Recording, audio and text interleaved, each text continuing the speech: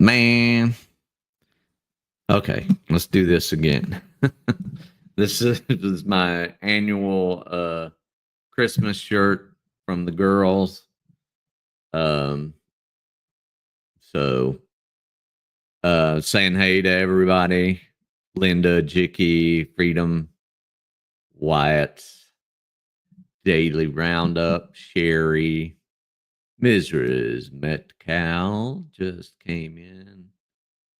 Did I get you, Freedom Fighter? I think I did. In Boston, be safe out on the road.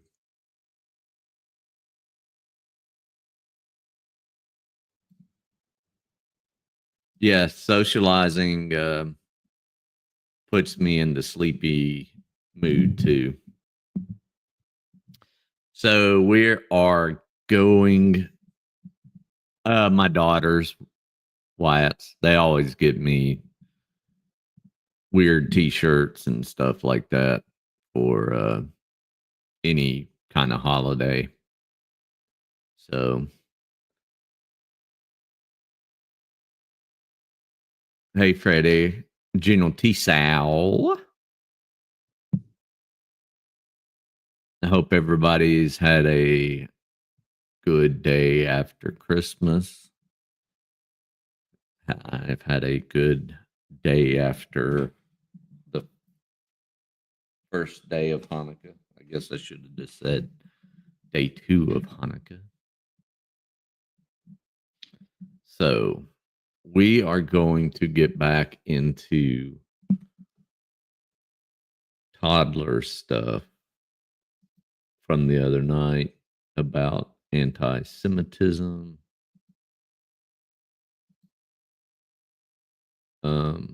I was playing a little bit forward and heard him go at you, Wyatt. But I've gone back and we'll hear it again. So I have had to pull up a bunch of facts to dispute what I got through so far. I'm currently on Tim Pool. So let's get started.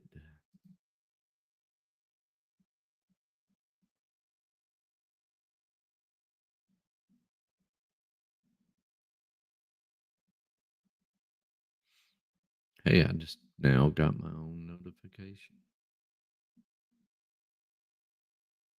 Have y'all been getting notifications? What's up, Joey?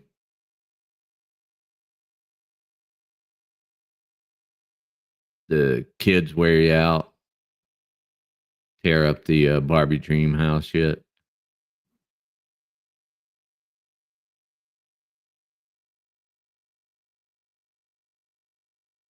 Disgusting monster this.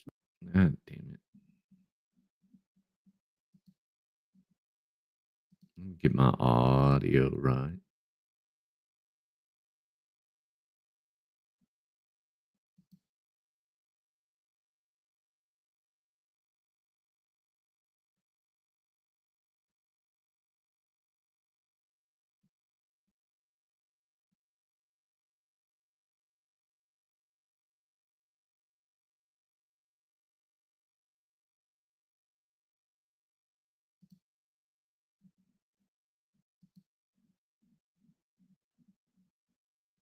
Man is. I'll just do it this way.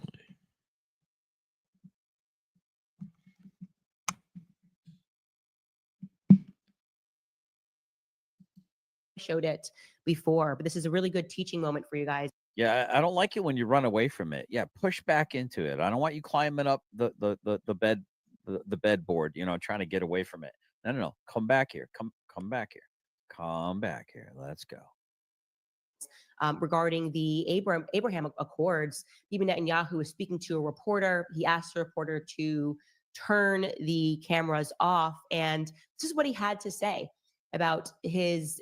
You can play ping pong for Christmas. Absolutely. You can. You 100% can.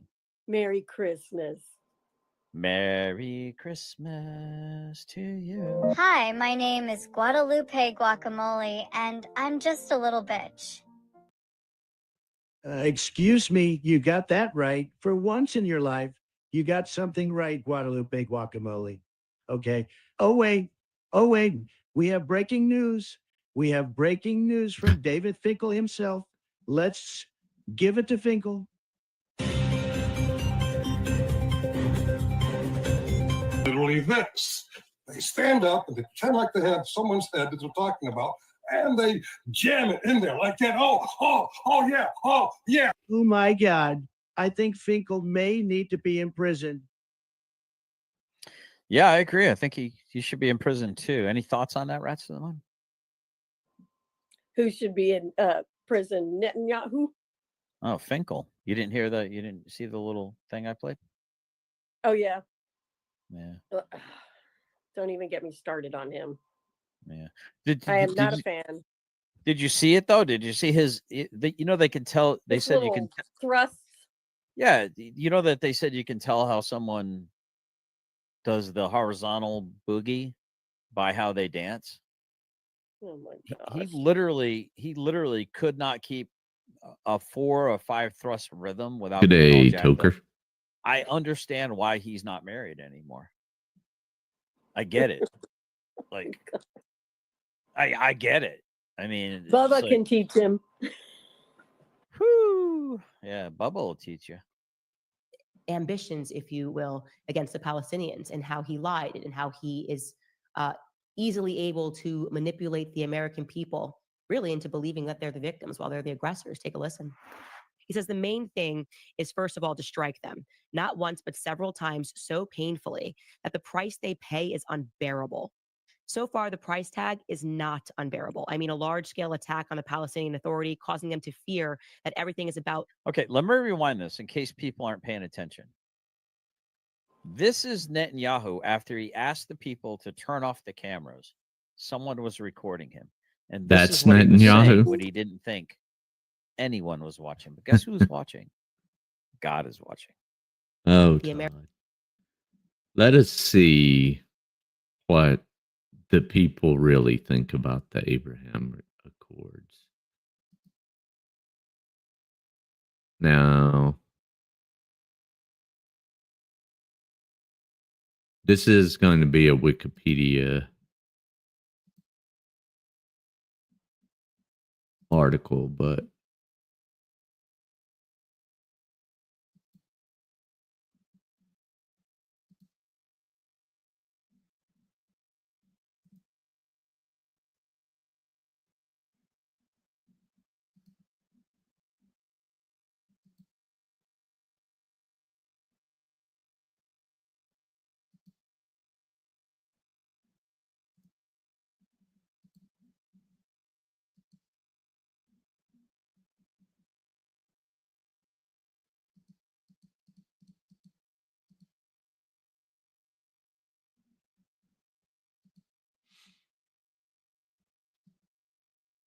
so I want to get down to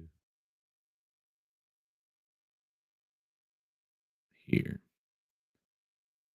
So, in January 2020, Trump announced the Trump peace plan for the Middle East in a joint press conference with Israeli Prime Minister Benjamin Netanyahu. The plan provided for a unified Jerusalem as Israel's capital and Israel's sovereignty over the Jordan Valley and the principal Jewish settlements in the West Bank, amounting to annexation of roughly 30% of the territory. The Palestinians would get some desert areas near the Egyptian border, limiting sovereignty, and a non-contiguous state with numerous Israeli enclaves. The New York Times wrote that rather than viewing it as a serious blueprint for peace, analysts called it a political document by a president in the middle of an impeachment trial working in tandem with Mr. Netanyahu, a prime minister under criminal indictment who is about to face his third election in a year. He had been taken out of power 2 times in a year.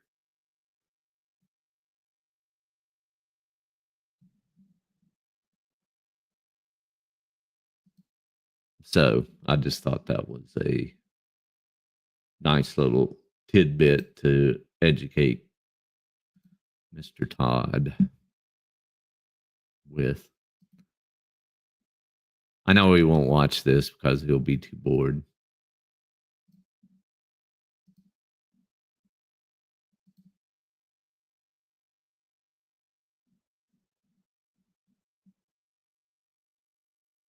American people really into Pay believing that attention. they're the victims while they're the aggressors. Take a listen. He says the main thing is, first of all, to strike them, not once, but several times so painfully that the price they pay is unbearable. So far, the price tag is not unbearable. I mean, a large-scale attack on a Palestinian Authority, causing them to fear that everything is about to collapse. Fear is what brings them. Hold on, this woman asked. But then again, the world will say that we're the aggressors. The reporter is saying this. They're going to say that we're the aggressors. He says they can say whatever they want. But aren't you afraid of what they'll say, BB? Aren't you afraid? Oshin, you're absolutely right. He wants to continue his dad's annihilation of the Palestinian state. He is a pusher of power.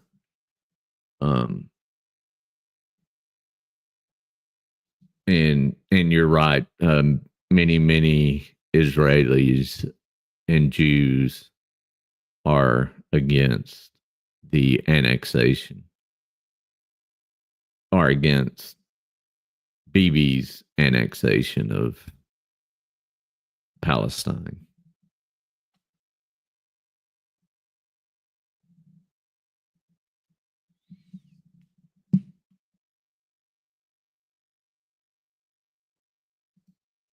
Bibi Netanyahu answers and says, and she says, especially today with the US, aren't you afraid of what they'll say? Bibi answers and says, I know how they are, United States. America is something that you can easily maneuver and move in the right direction. And even if they say something, so they can say something, so what? 80% of Americans support us. It's absurd. Look, I wasn't afraid. I wasn't afraid to confront Clinton. I wasn't afraid to go against the UN. What happened with the Oslo Accords? The accords, which were ratified by Parliament, I was asked before Hey, the 1996 elections, will you fulfill them? I said, yes, subject to reciprocity. I gave my own interpretation to the agreements in such a way that will allow me to stop the race back towards the 1967 borders. How do we manage this? Well, because nobody defined what the military facilities were. So I defined them as being buffer zones, the entire Jordan Valley for me. Nobody has. I mean, this is just an incredible clip. He's basically saying, don't care what America says. Don't care if the UN says. I will defy them. I will mock them. I will be tricky. The Oslo Accords, I was never going to make good on that. I was never going to allow Palestine to become a state. I realized that I could maneuver the language. And he's laughing. He is, I mean, he is caught on camera saying this way before October 7th. And yet you still have Americans who are not awake to the fact that our foreign policy is being dictated by this man.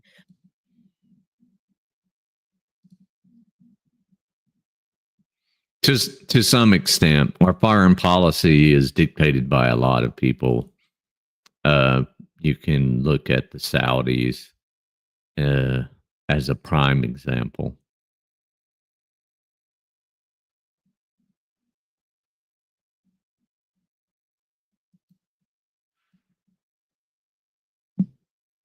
How do I make this dark? Okay.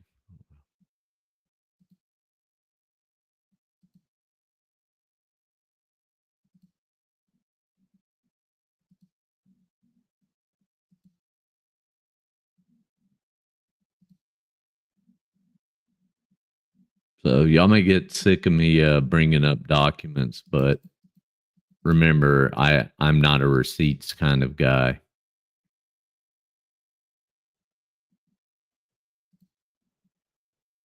according to a certain toddler.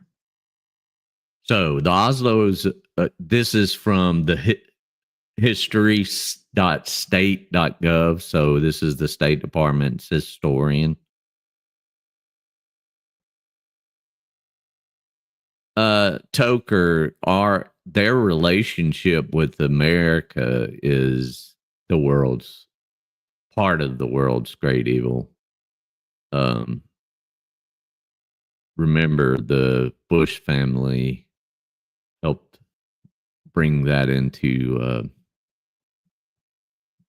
fruition. There's a reason why they're considered a part of the Saud family.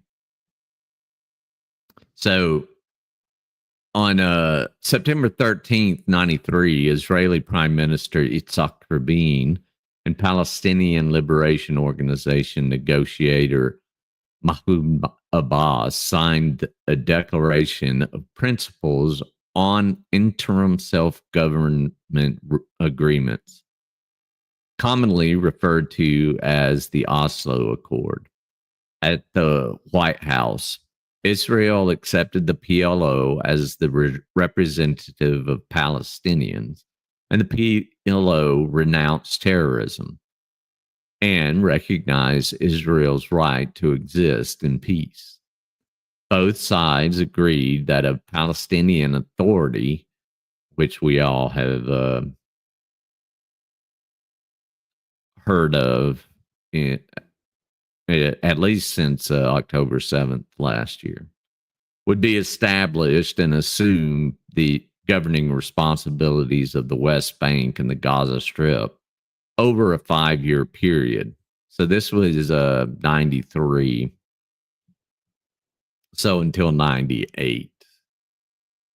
Then permanent status talks on the issues of borders, refugees, and Jerusalem would be held. While President Clinton's administration played a limited role in bringing the Oslo Accord into being, it would invest vast amounts of time and resources in order to help Israel and the Palestinians implement the agreement. By the time Clinton left office, however, the peace process had run aground and a new round of Israeli-Palestinian violence had begun. This time under the auspices of Hamas, and it took about right at 8 more years for Hamas to completely take over. I think they won the election in 05, I think. Those boys who's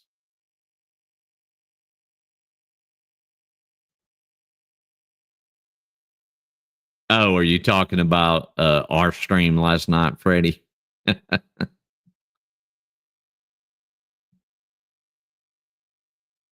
Yeah, Wyatt, you're right. And you know, when borders are drawn by colonizers, and then they leave them to sort out their own messes later, it becomes an issue.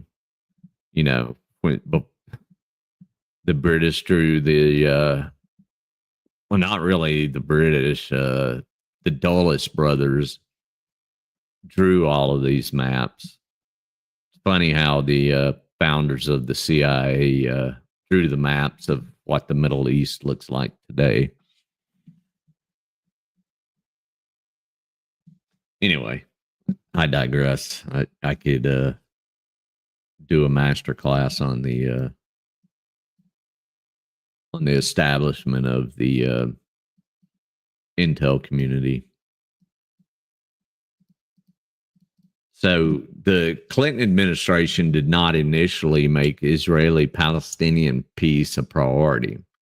Clinton and his advisors believed that a diplomatic breakthrough on the Israeli-Syrian track would be more likely, and that Israel's leaders would find it politically easier to pull back from the Golan Heights than to withdraw from the West Bank. An Israeli-Syrian agreement, they reasoned, would also lead to an Israeli-Lebanese agreement and would isolate Iraq from Iran. The principal regional opponents of the peace process, U.S. officials were briefed on secret negotiations that the Israelis and Palestinians had begun in Oslo in December 1992, but made little effort to get involved in them. I firmly believe that conflict in the Middle East pays huge dividends for us. Yeah, I know, Oshin. That it's kind of a odd thought that the Syrians and the Golan Heights would be an easier. It's really weird. I mean, I've been on both in the West Bank and on the Golan Heights. I would say fixing the West Bank should have been priority. So let's see.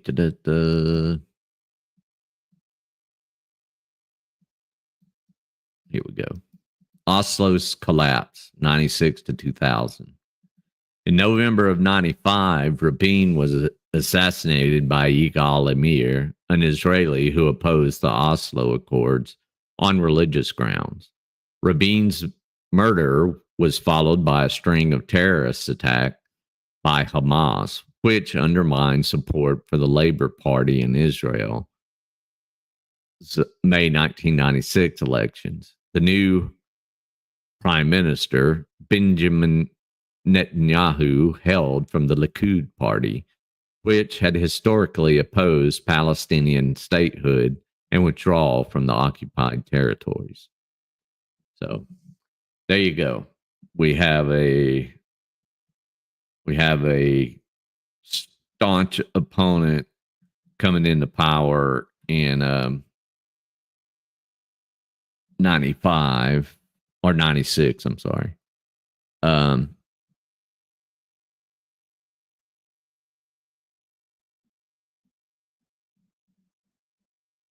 Let's see.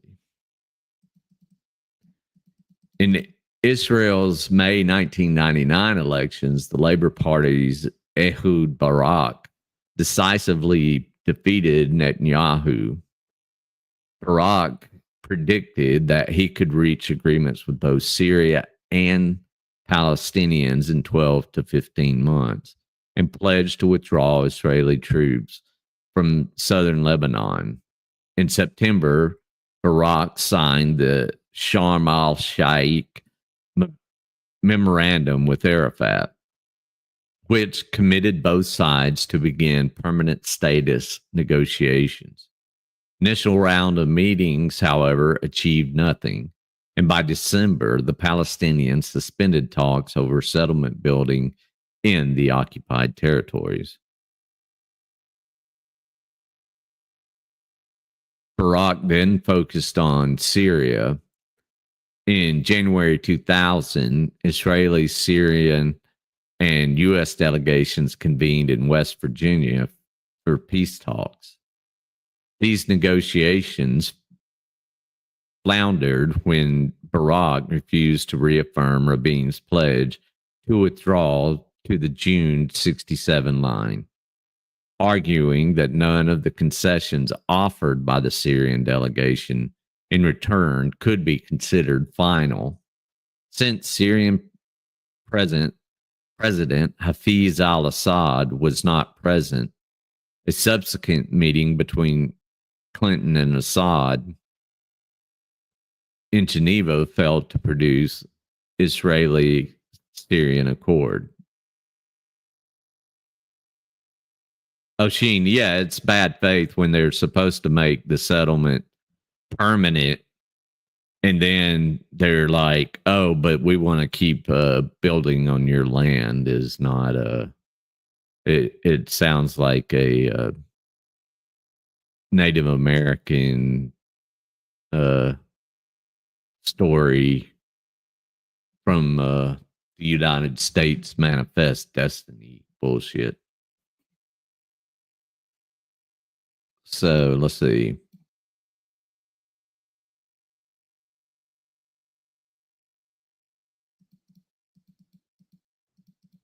So Barak then withdrew Israeli forces unilaterally from Lebanon and returned to a Palestinian tract. At the prime minister's insistence, Clinton convened a summit at Camp David in 2000, where he, Barak, and Arafat attempted to reach the final agreement on the West Bank and the Gaza Strip.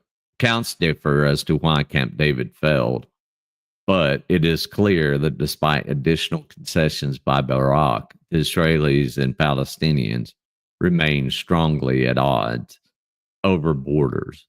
Jerusalem, whether Israel would recognize Palestinian refugees' right to return, the summit ended without a settlement. Clinton would blame Arafat for its failures.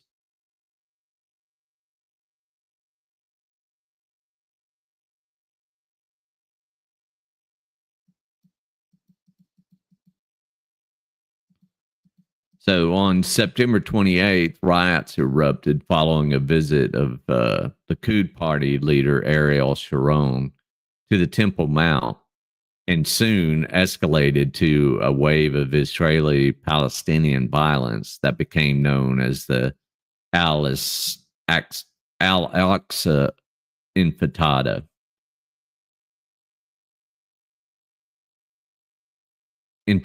Sorry, words being hard and all. In December 2000, Clinton put forward his own proposal for an Israeli-Palestinian agreement. By this point, however, the president was leaving office, Barak faced electoral defeat, and Israeli-Palestinian violence continued unabated.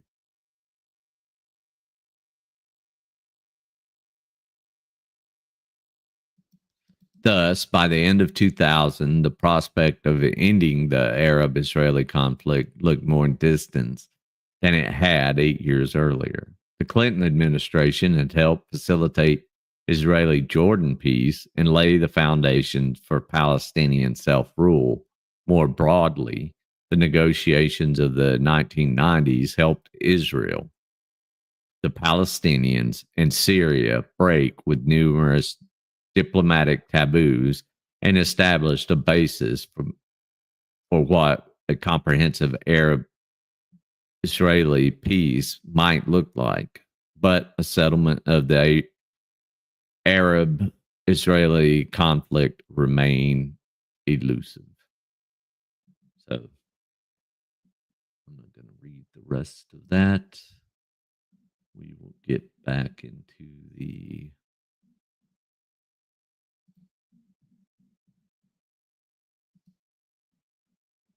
Toddness of it all.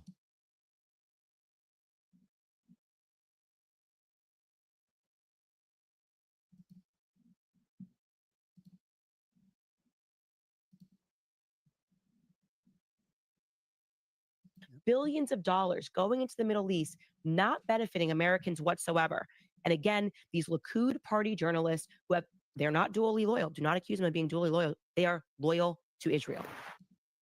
So I want to address the billions of dollars in military aid going to places such as Israel, Ukraine, and everything else. What we're essentially doing is fighting proxy wars. We're seeing how a logistics chain to Europe or the Middle East will look like. We're seeing how to best use our latest weaponry in theaters without putting thousands and thousands of American lives at risk while doing it. That's the Department of Defense and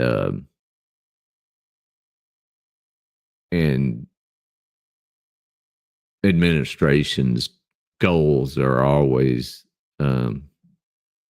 do that.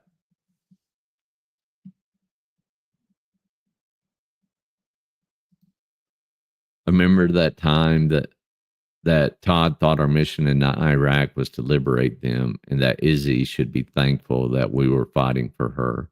But all this time, I thought it was weapons of mass destruction that we attacked them. Yeah, that's the bill of goods we were sold, right? We didn't care that we actually liked that Saddam was in charge for a long time, as long as he was trapped within his borders. So exactly, Jimbo.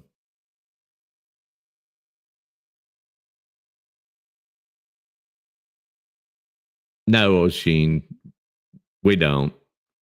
Because they don't understand what proxy wars are, and they don't understand why we fight proxy wars. So we're not endangering people's lives. Is there some economic goal behind it in the long run? Probably. If you want to read a great book from a great Marine and a great warfighter, read Smedley Butler's book. Jimbo, do you have the name of Smedley's book off the top of your head?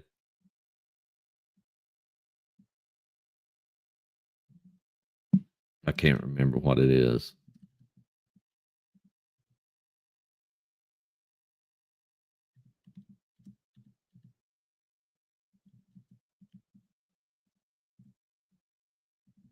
I'll look it up.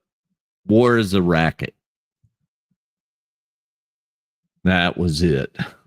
It is very good. You can get it for like $8.49 at like used. Thank you, Oshin and Mrs. Metcalf. So exactly, Jimbo. But he fought in the Banana Wars. He fought in he fought everywhere. And one was awarded 2 medals of honor. Unheard of. There's a few, but not many. But he talks about how this is even back then, that we're talking the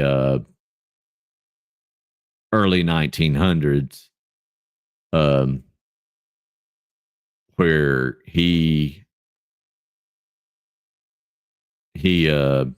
talks about all wars are for corporations. I read it after I retired, and I was just like mind blown, because this is exactly the conclusion I came up with on my own, not knowing the book existed. So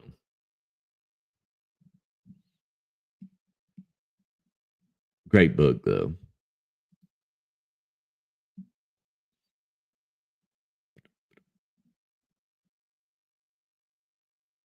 Allegedly in Minecraft. We will not discuss the evil one.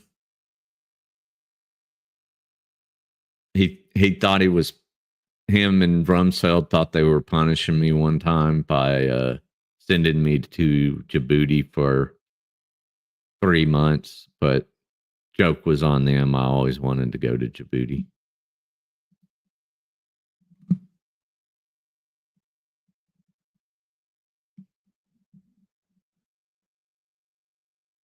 And if that's not despicable, Okay, so I'm going to pause real quick, and we're going to address good old Nomad. Toker Schmoker. Not because I give a shit about this Muppet, but Toker. because if there's anyone else that might have a similar question, if I were to be able to produce evidence and testimonies from IDF soldiers where they were upset about the fact that they were told that they were delayed in responding to those 1,400 innocent victims to even responding. Listen to the defend them turnaround, though. For 5.5 hours, when I could get in a helicopter right across the entire width and breadth of Israel in 15 minutes or under 15 minutes. So you've been to Israel. Massacring was allowed to happen to these people. Furthermore, that the event, which was basically an LGBTQ degenerate festival, was moved from an interior location to an exterior location. So,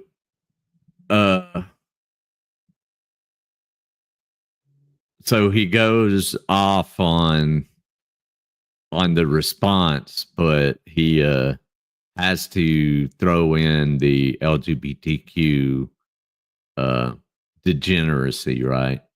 So in his sick mind, he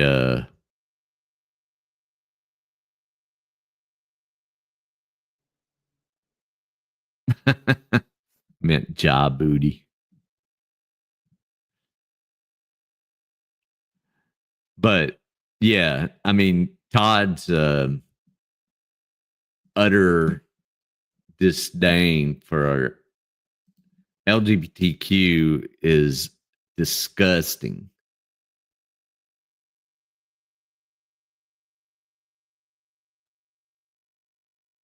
The strenuous life.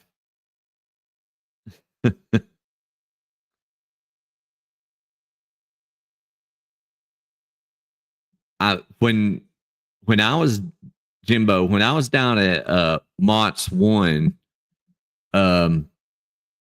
there was a aviation guy there. He made it to Gunny, and then he made it to CW3, and then he made it to Major. I was like, holy Jesus, man. I mean, if I was in the Marine Corps and I was a warrant, I would have freaking stayed and tried to get to CW5.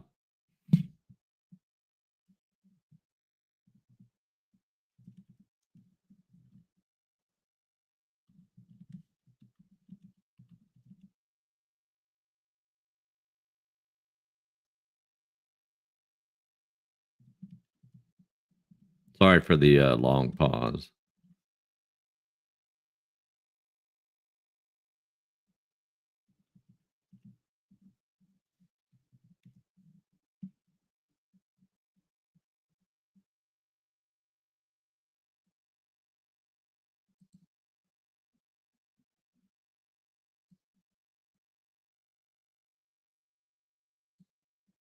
I just wanted to look up a news article.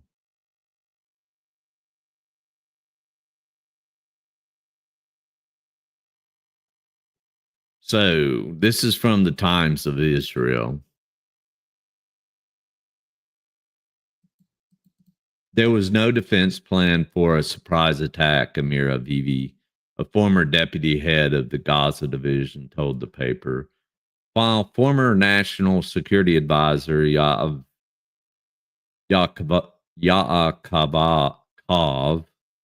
Amidror said the army does not prepare itself for things that are impossible.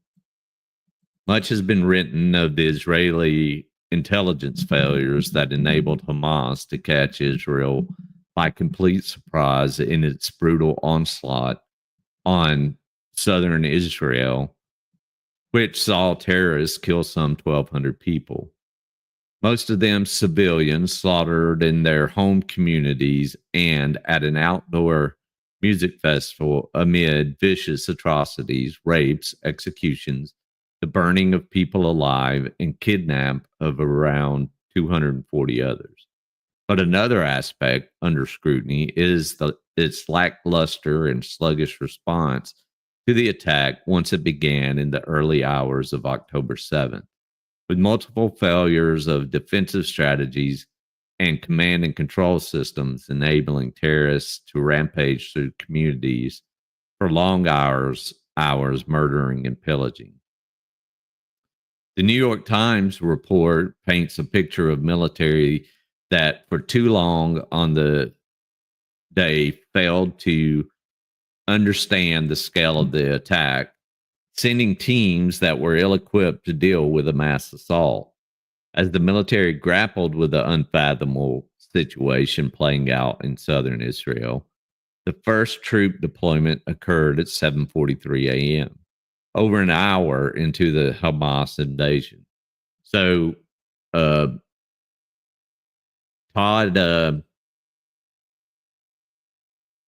says a 5-hour response. Here we have the Times of Israel and the New York Times both saying 1 hour.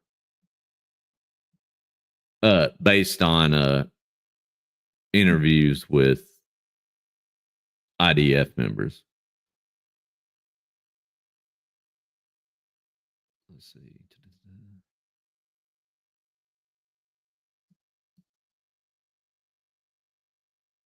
When orders were issued for all emergency forces to move south. So that was 1 hour on first contact and then 1 hour to have all QRF people to move south.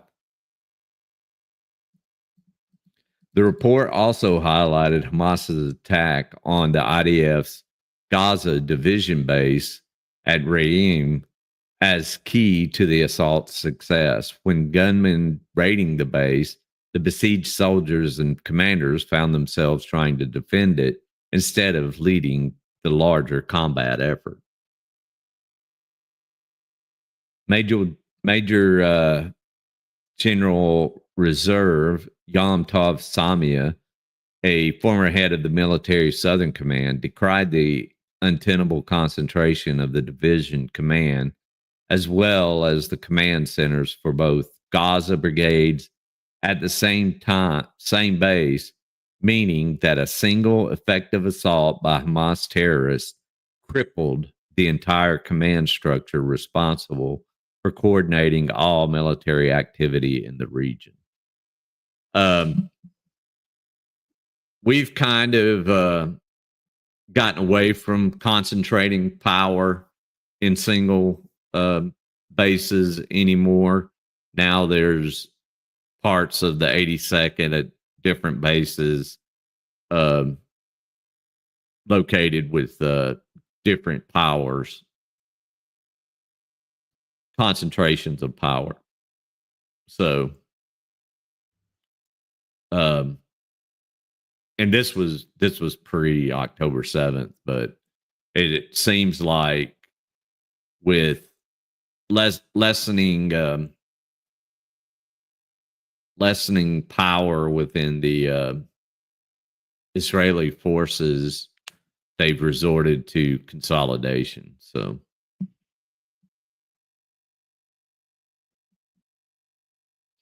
in the same camp, you had all three of them in the same location. What a mistake. What a mistake, he said.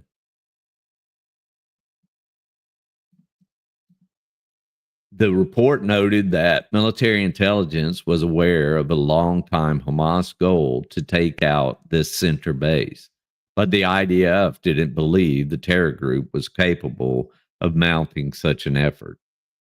Lacking clear directives or orders, many units, as well as reserve soldiers, resorted to using TV news and apps such as WhatsApp and Telegram to glean information on targets and locations in need of assistance. So this wasn't a calculated event. This was a complete and utter failure.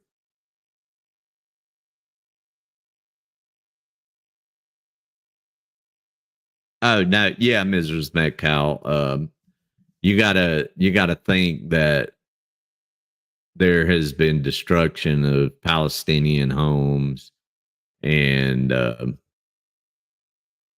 Palestinians have um, reacted in kind with terrorist attacks, and so back and forth it goes, the never-ending tides of war.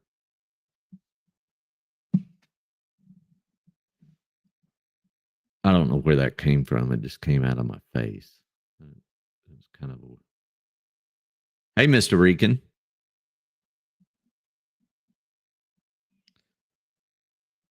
So let's see.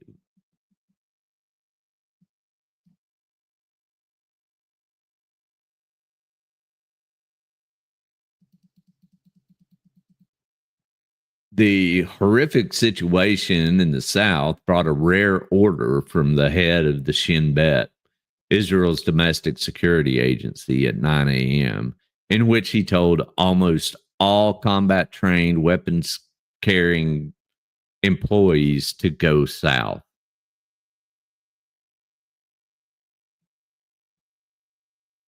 The West Bank, Lebanon, the Golan Heights.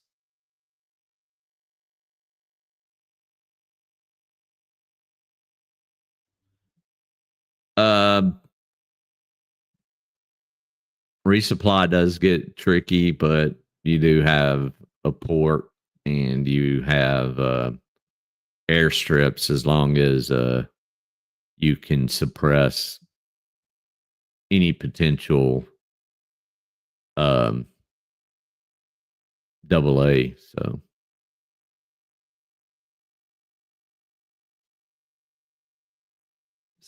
let's see.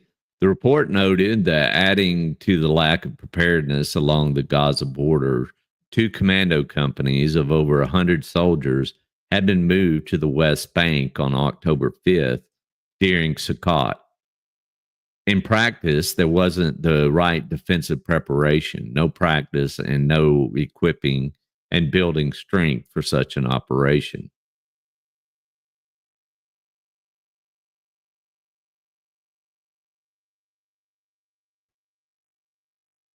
Yeah, Toker, that's what I was talking about earlier. The Dulles brothers are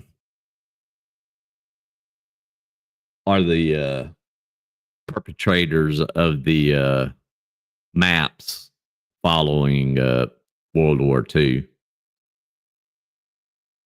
Not even World War I. World War I and World War II.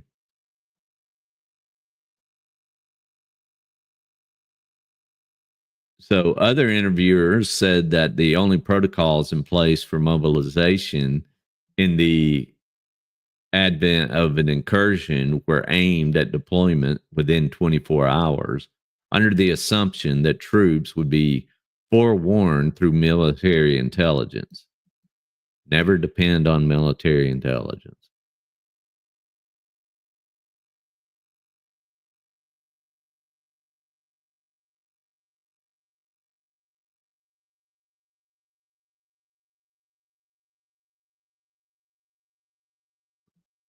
Well, I mean, Mr. Rican, in the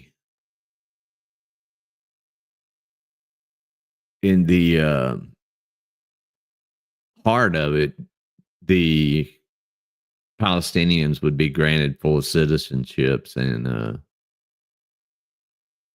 and rights and in Israel.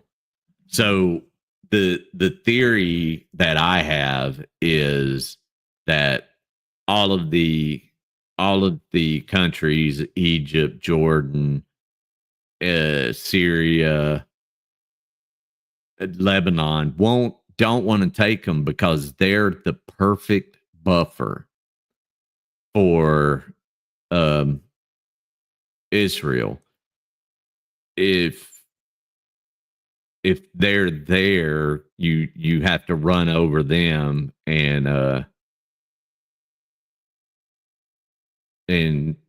it's a political move. They're just a pawn in this political nightmare that's been going on since 1917, right?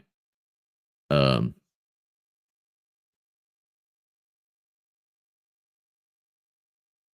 so they'll never let them in, um, for that very reason.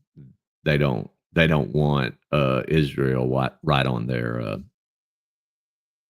back door, front doors, or back door, wherever.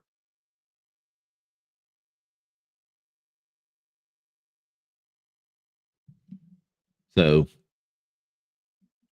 this was overall an intelligence and placement failure. Um, then you had, having your all your power concentrated in one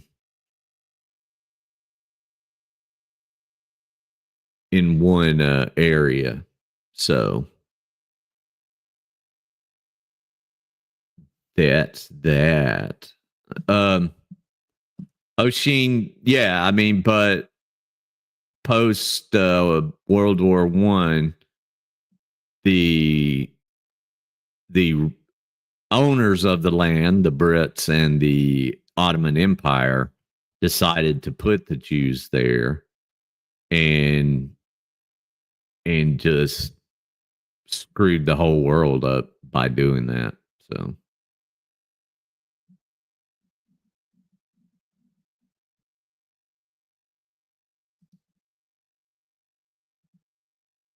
look, I'm a Jew, and I look at it as my homeland too, my spiritual homeland,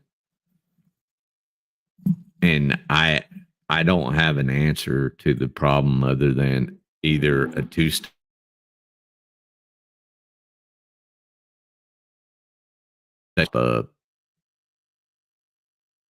and stop tearing down homes and stealing land. So and oh, by the way, a criminally convicted leader does not need to be leading the country. So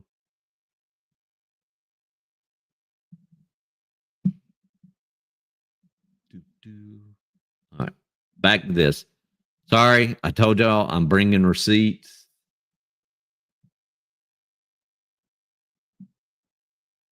I nerd out that way. To facilitate this exact thing happening. And was the response to protect them was delayed for over 5.5 hours. Not If true. were to I just present that provided evidence proof. to you. Would that change your mind a little bit? Would that move your needle? Or is your cognitive dissonance so entrenched that it doesn't matter what I would say? You're convinced that Israel can do no wrong. And when I say Israel, I mean the government Israel, not the people, not the Jews, but the governments. That the United States government can do no wrong, I believe is wrong as well, for the record. I don't trust our government. Our government is very complicit and bought out and paid for, as you just heard from Bibi Netanyahu.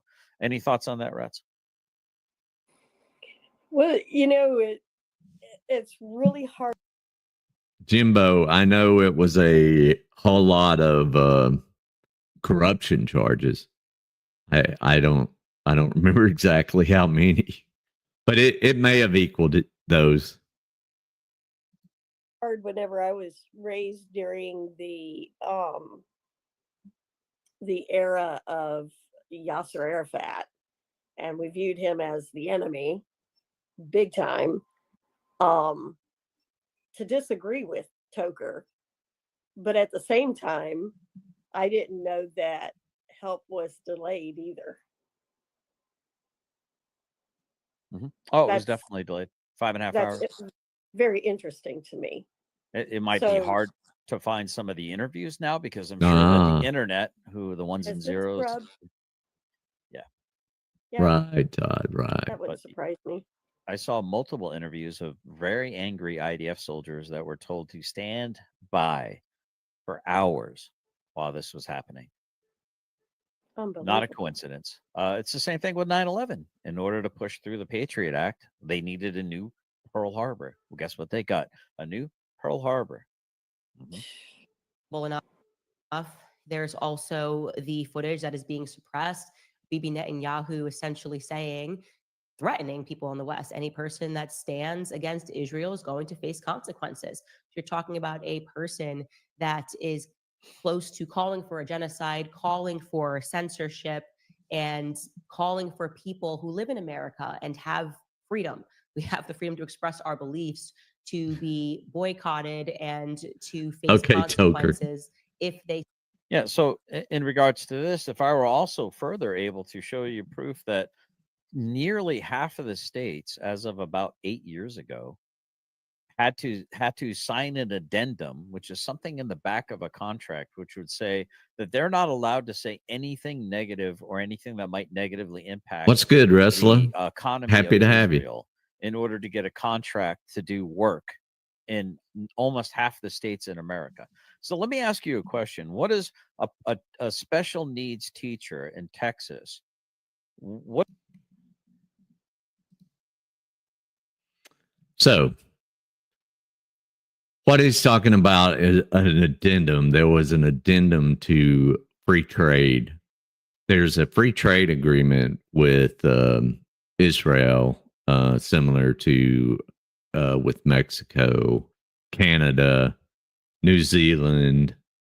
I have gone through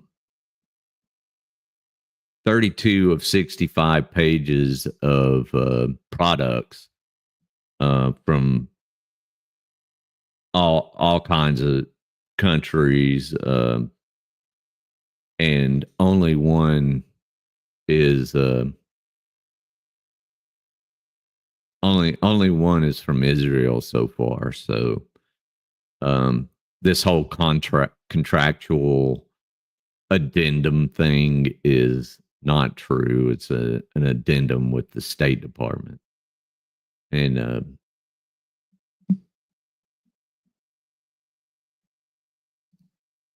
so I can close that one.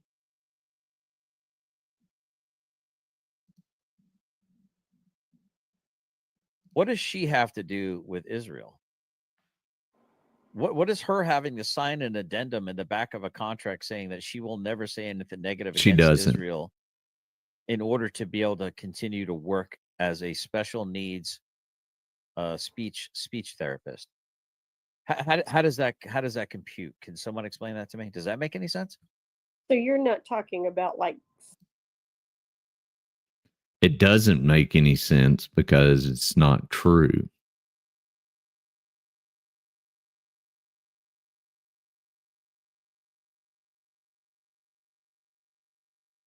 Okay. Y'all give me a few minutes. It's about almost 30 minutes past dark. So let me take care of this and I'll be right back.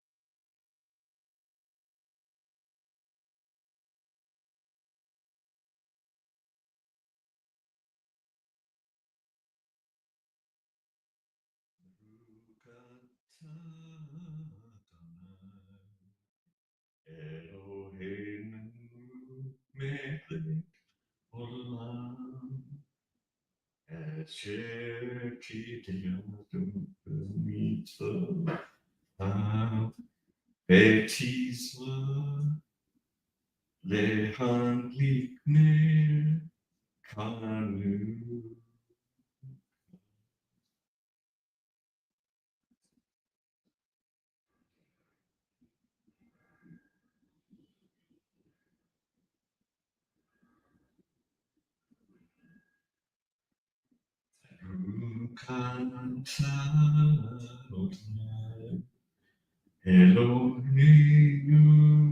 Elekom She'ar Shayim Sinai Purim Payamim Hakarim Bisman Hazeh.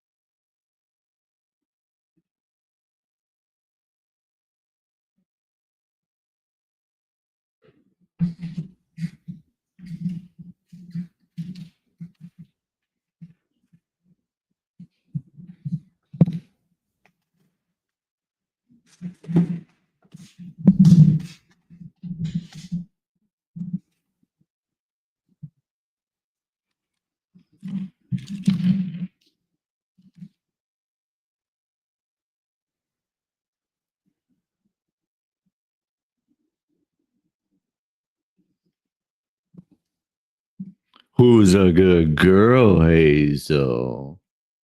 Justin, man, we're talking about a lot. I just had to light my candles, so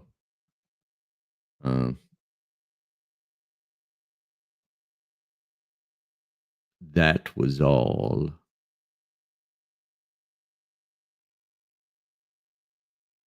Hey, Pats. I'm glad you were listening.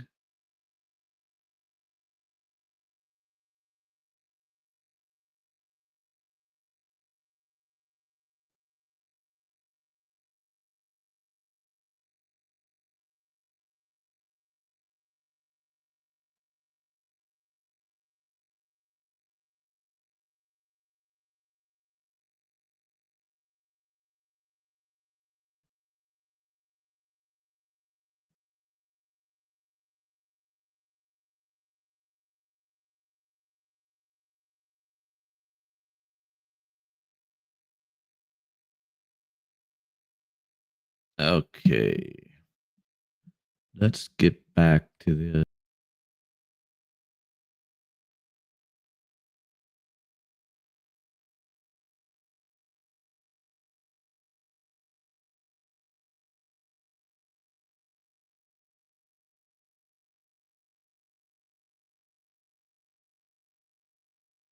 senators, because I've heard that senators and representatives, the vast majority of them have dual citizenship.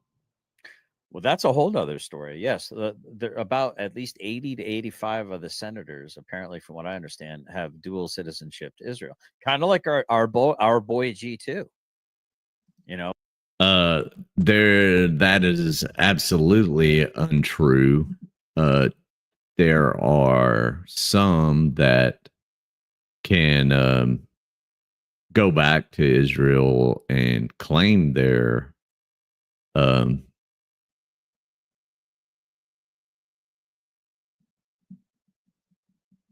about that. Yeah, it's rats talking.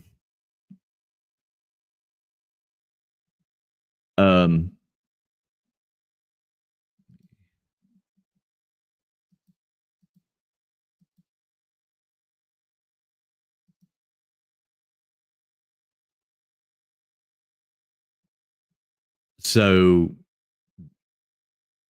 there are none with Israeli citizenship. There are some that are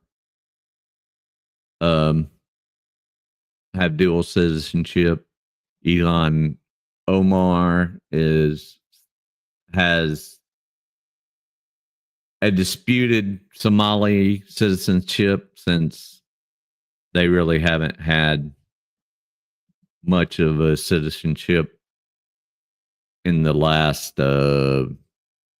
60 years. So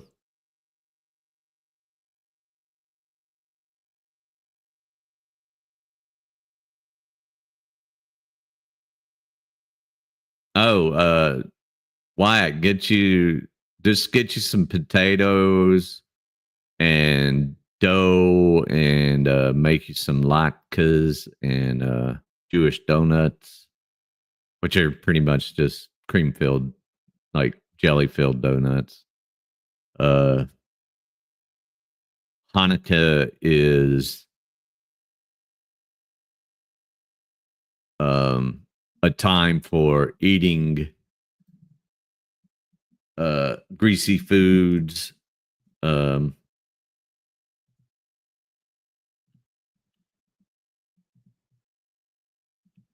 And it is the only time of the year we're forbidden from fasting. We're encouraged to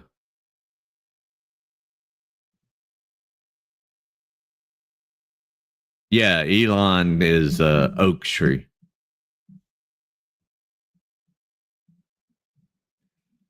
You gotta remember, Rats is a huge conspiracy theorist. So,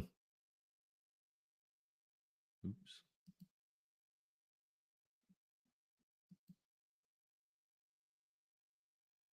So,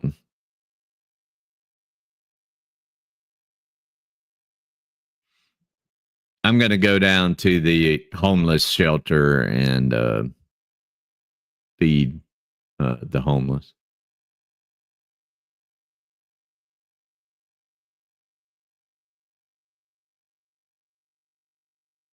Oh, I'm sure, misty-eyed girl, that it's well,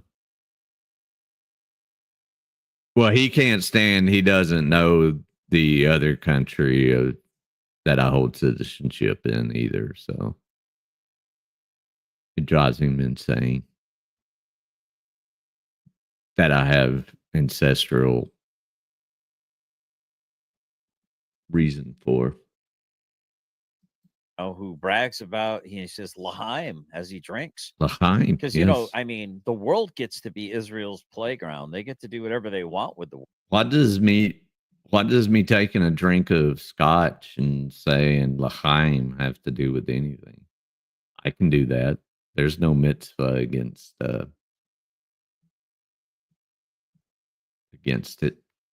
Mitzvot.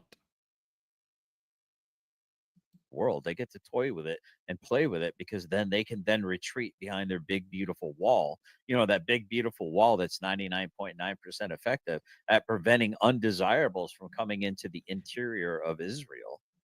But if we want to have a wall, move to Israel, Todd. Go ahead, especially with your ideas. All around America and protect our borders, then we're xenophobic. There's yes, Sherry. There you go. But the Vatican can have big, beautiful walls around it, because when the Moors came during the time that the Crusades were necessary, the Vatican did not want to fall. So it built these big, beautiful walls. And these big, beautiful walls protected it. This ancient technology called the wall, this antiquated technology, this super effective technology called the wall that we're not allowed to have around our borders. But yet, I don't know why these people live in gated communities. They lock their doors at night. Isn't that xenophobic? Shouldn't they just be inviting anyone into their house? Hey, help yourself to whatever's in the fridge. You can sleep in whatever room you want to. Come and go as you please. Our house is wide open to you. Oh, no. But they lock their doors because they love what's on the inside. But as Americans, we're not allowed to love what's on the inside. We have to leave it wide open for any looter. Israeli legislation has nothing to do with American legislation. Thank you, Jicky. I hope you weren't going off of the way I was praying it, because I butcher some of the words, because words are hard.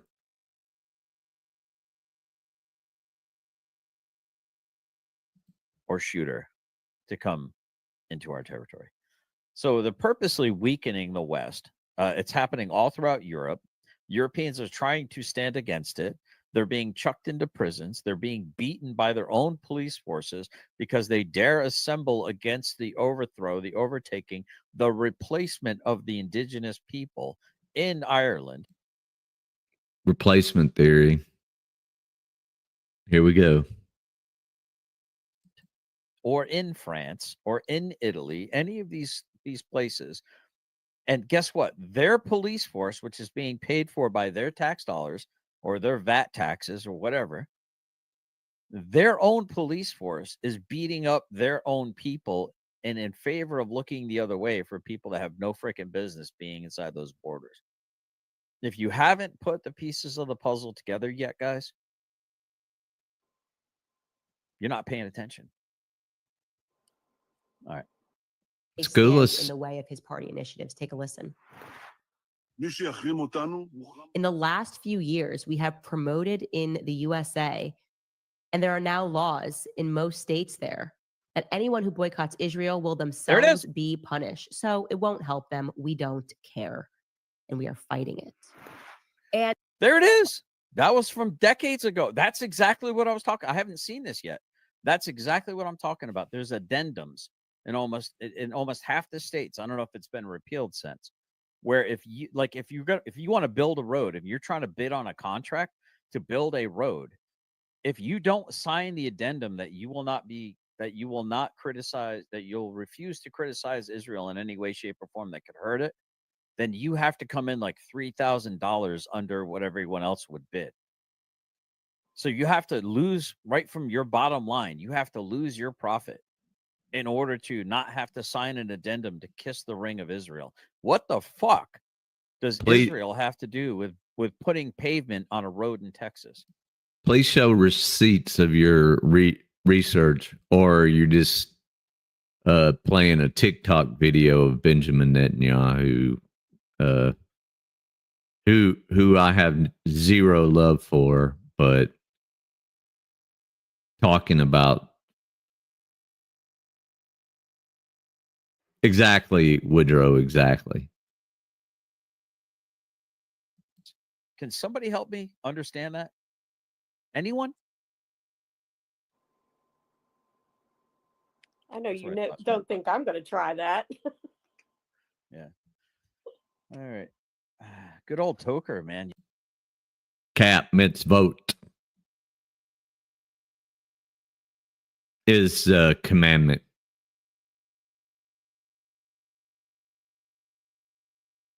You're just getting ping ponged, bro. Oh gosh, how do your balls feel right now? Oh goodness, he's just so ping pong. Toker, but, why was he playing with your balls? Guys, so you know here. I'm built different. I'm live 11. Yeah. Oh shit. Yeah, my mods are just built different too. My mods got you, Toker. They got you.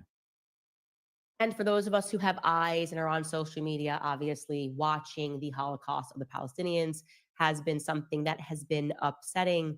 And so we will show you what we can on YouTube because, well, most of this stuff is censored thanks to the hundreds of millions of dollars that AIPAC has spent over the years on our politicians in DC and on our journalists. Got a message from Wyatt, the toothless little wonder. whiny ass. Yeah, Bless the his toothless heart. wonder. Hey guys, would you like to support my GoFundMe? If I can raise $100, I'll be able to take an online class on how to learn to wipe my own ass. But here is just a clip from last week. If Gaza is a hellscape, these men are walking deeper into it, a lower circle still. This ruin, still alight, was moments earlier a post office building. Dozens of people had been sheltering here. A young girl is... Why would an insult like you even be talking about my wife's name? Dude, I bet the closest Wyatt can get to a woman's vagina is his mother's dirty clothes hamper. Wyatt, you're creepy as fuck, dude. You're the kind of guy it looks like someone should check your hard drive, buddy. Allegedly in sniffing the stairs.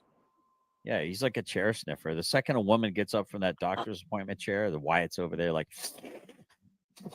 just sniffing that chair, buddy. It's That's okay, as close Wyatt. as he'll get. Yeah. It's pretty crazy, buddy. Somehow brought out from the wreckage. No equipment. Wyatt, you took lots harsher beatings from us when you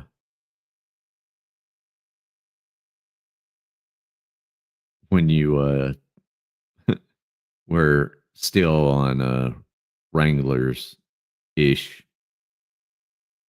What's up, Mr. Rican?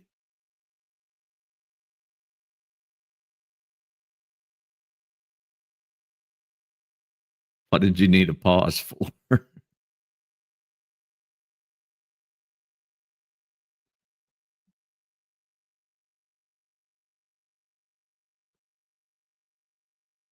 Yeah, of that girl Ashley XOXO that is now on his page or on his channel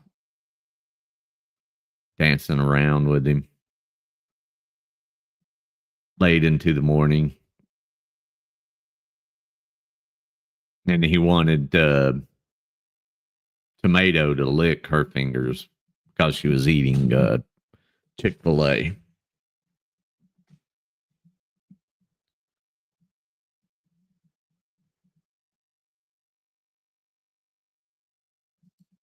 No uniforms, but these rescuers know what they're doing. A collective muscle memory after more than 14 months of unrelenting horror. Those waiting in the street helping light the way.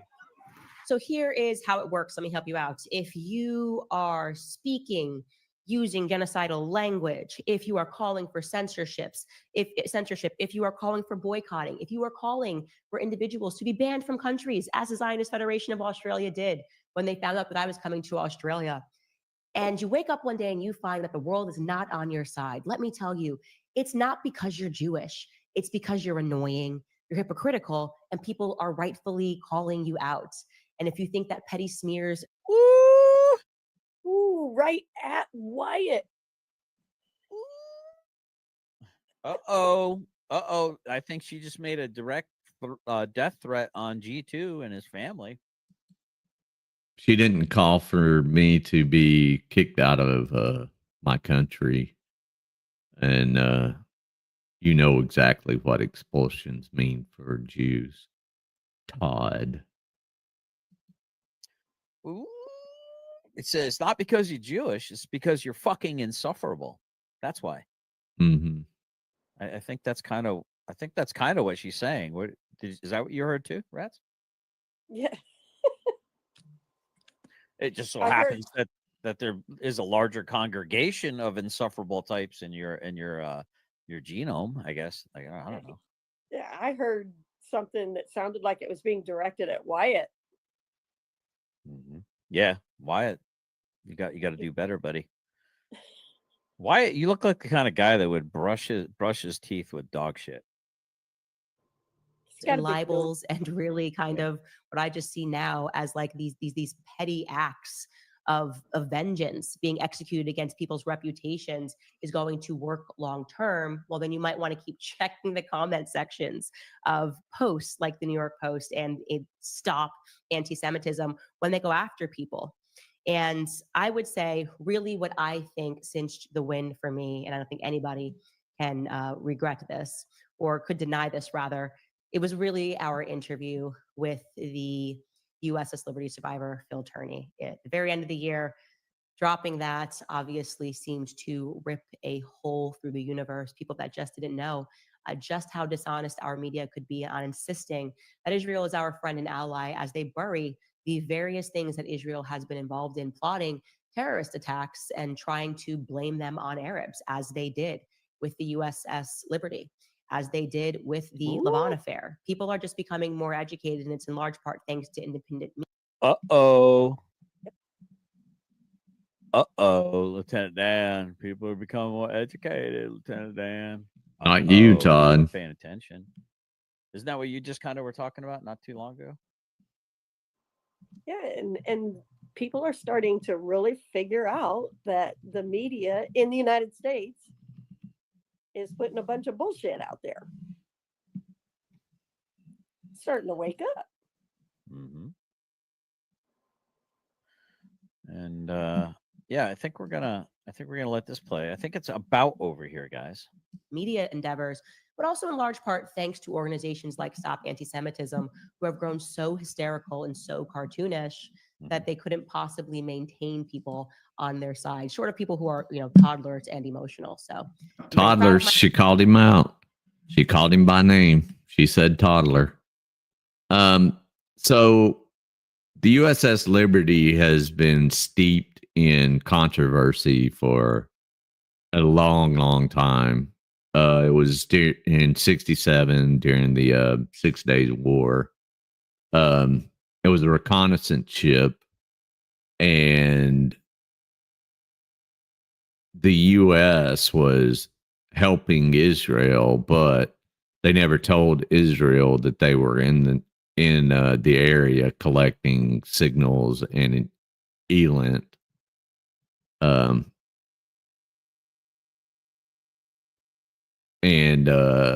So when the Israelis caught on to the collection, they attacked the ship as soon as they found out that from command and control that they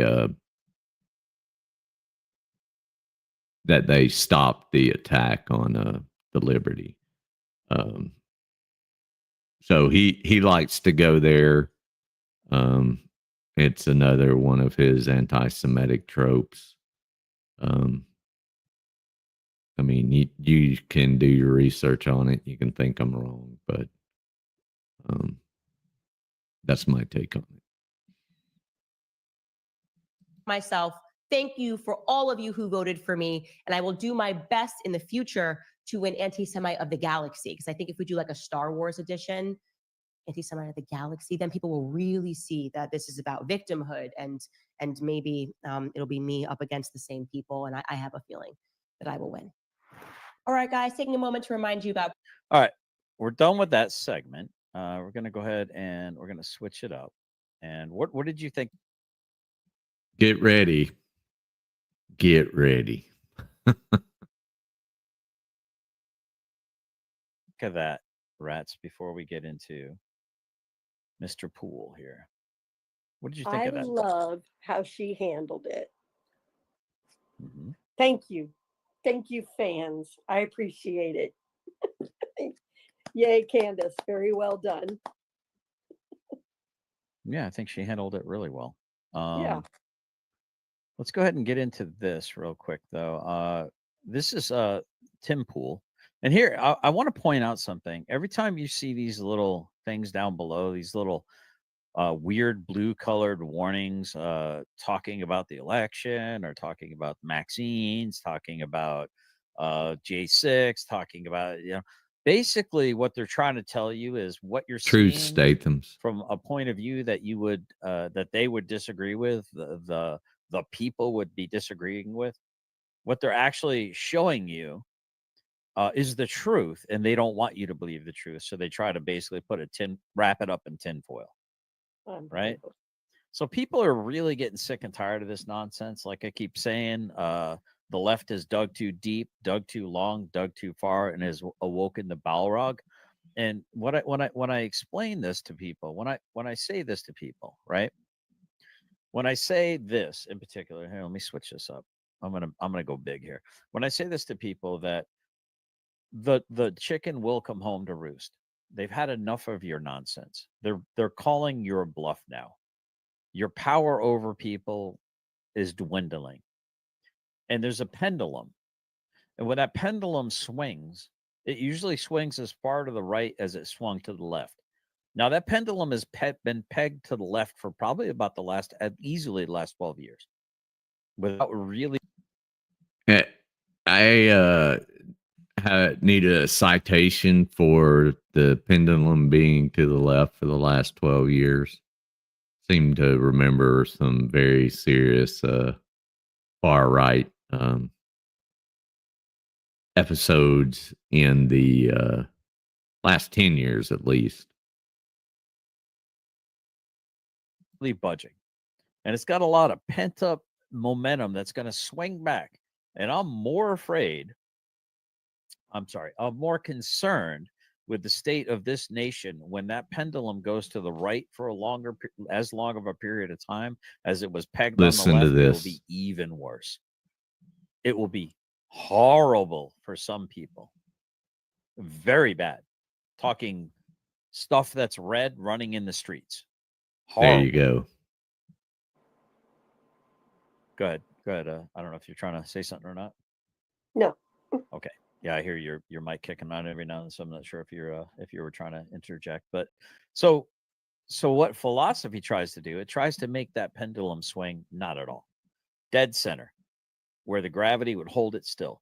When the pendulum is swinging and swinging and swinging, you try to be done with the left, but the left just won't let you. Well, let's get into this, shall we? This is Tim Pool, who is.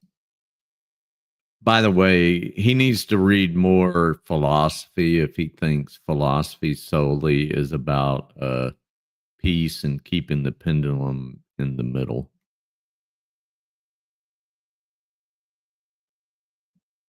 Who's everyone called a moderate fence sitter, if not leaning.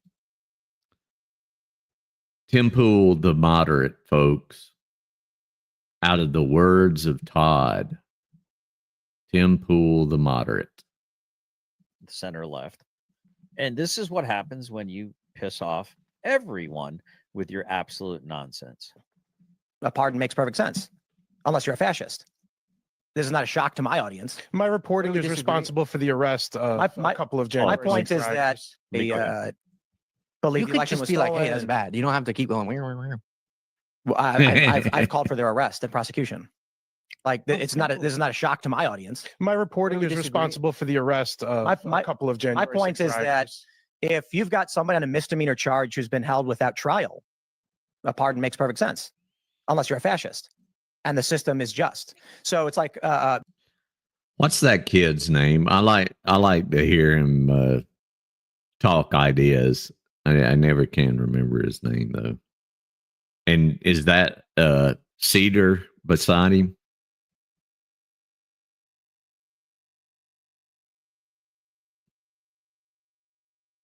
Yeah, I mean he didn't even finish his first enlistment. He took the early out and was out as a PFC. So yeah, I think he lost a rank at some point.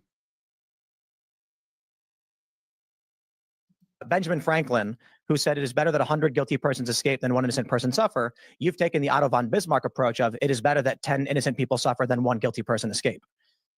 No. Yeah. Well, okay, you have. No, right. I So, haven't. no. Stop. You don't know anything about these January 6 cases.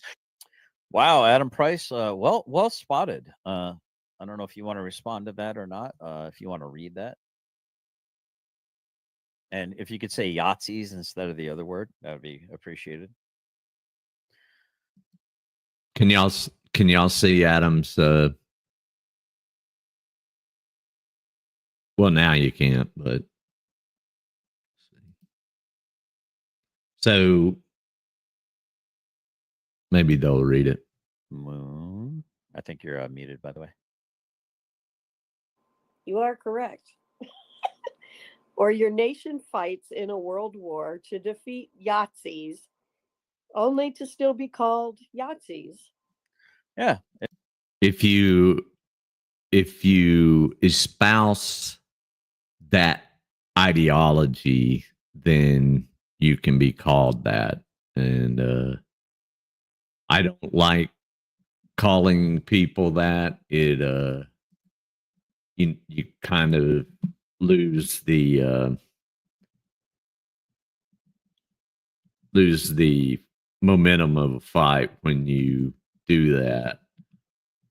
It is called the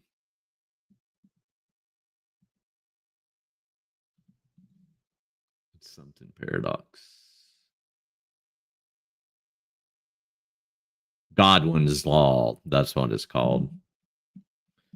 It's a paradox that describes the tension between the desire to create a fascist community and the seeming impossibility. Wrong one. An internet adage that states the likelihood of a comparison to Nazis or Hitler's increases as an online discussion continues.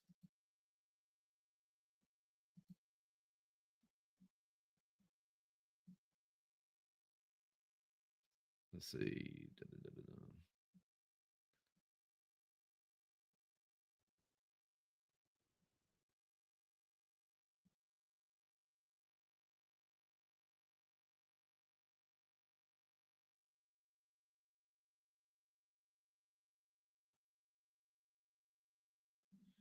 Yep. So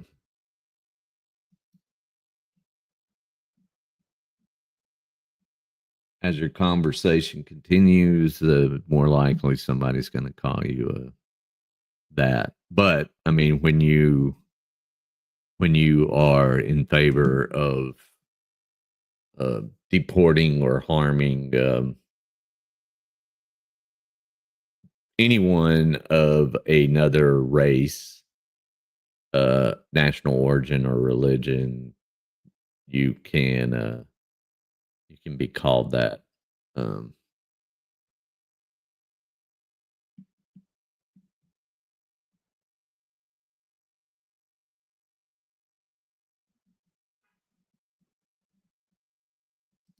that weird? Let's see. What does he say here?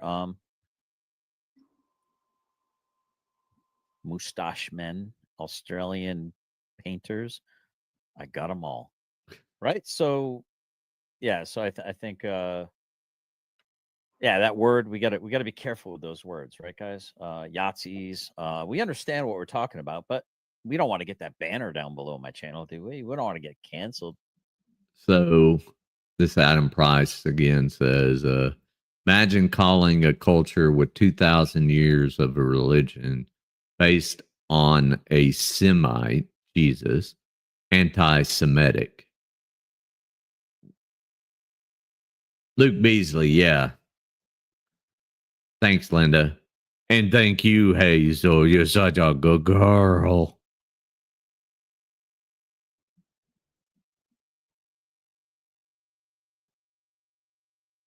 So he's trying to use the argument that you follow Jesus, that you can hate on Jews. It's an interesting argument. Why we're speaking the truth. He's pretty moderate, honestly. I don't agree with everything he says, but I could have a discussion with a guy like Poole. Yes, because like most people that are moderate or right-leaning, they're freaking reasonable. They're willing to have a conversation. They're not just fucking NPC. So, Todd, you're a reasonable person. You're willing to have a conversation and not a bad faith conversation. That I know is not true. Muppets. You don't know why these people are in jail. You don't know that a man is in Brooklyn right now for 3 years without charge or trial. And when Donald Trump says these people have been held for too long, you say, no, Trump is wrong. Keep them locked up. That's fucking fascist. Dude, you've been sitting here with no knowledge of the specifics of some of these cases. There is a man in Brooklyn right now. I'm going to say it again. No charges whatsoever brought. He's been in jail for 3 fucking years. For you to sit there and say it is good that he remains locked up is fascism. That is saying there was one man that was convicted in secret for some reason. I can surmise as why. In my own brain, I will not broadcast it, but yeah, everybody's been tried, serving their time, or has already served all of their time. Hierarchy, the hierarchical system of the courts and the government is just, and the process is all that matters. And I am saying perhaps 3 years is enough, because I actually have moral logic and an understanding of these cases. Hence, my position on January 6th has always been the people who have attacked police must go to prison. But 3 years is a fucking long time for assault on an officer. We have seen people on the far left, notably when they were firebombing. So I'm going to assume that Todd is going to agree with Tim Pool on this, and I agree 3 years is too long. I also know that Fulton County Jail has people sitting there without an indictment for 3 years because the court system is fucked. It's not just a January 6th issue, it's a courts issue. Shit all across Minnesota, 33 people murdered. And how many criminal charges do we get for this? Okay. No, sure.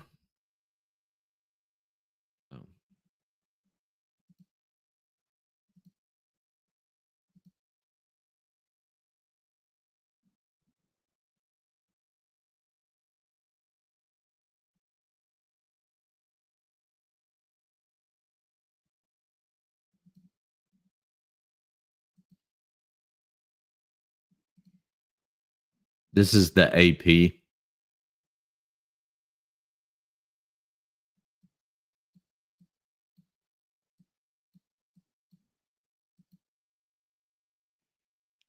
So, I guess I should let you see the title. Records rebut claims of unequal treatment of January 6th rioters.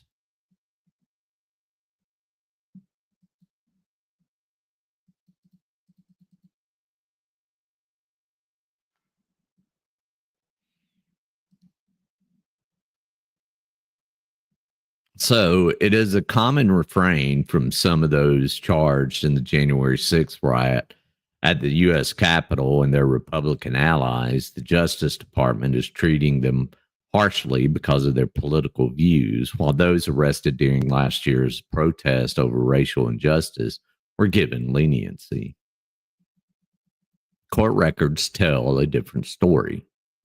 An Associated Press review of court documents, more than 300 federal cases stemming from the protest sparked by George Floyd's death last year, shows that dozens of people charged have been convicted of serious crimes and sent to prison.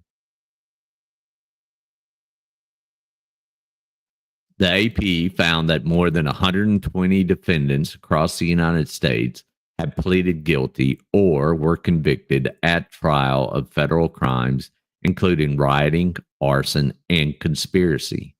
More than 70 defendants who've been sentenced so far have gotten an average of about 27 months behind bars. At least 10 received prison terms of 5 years or more.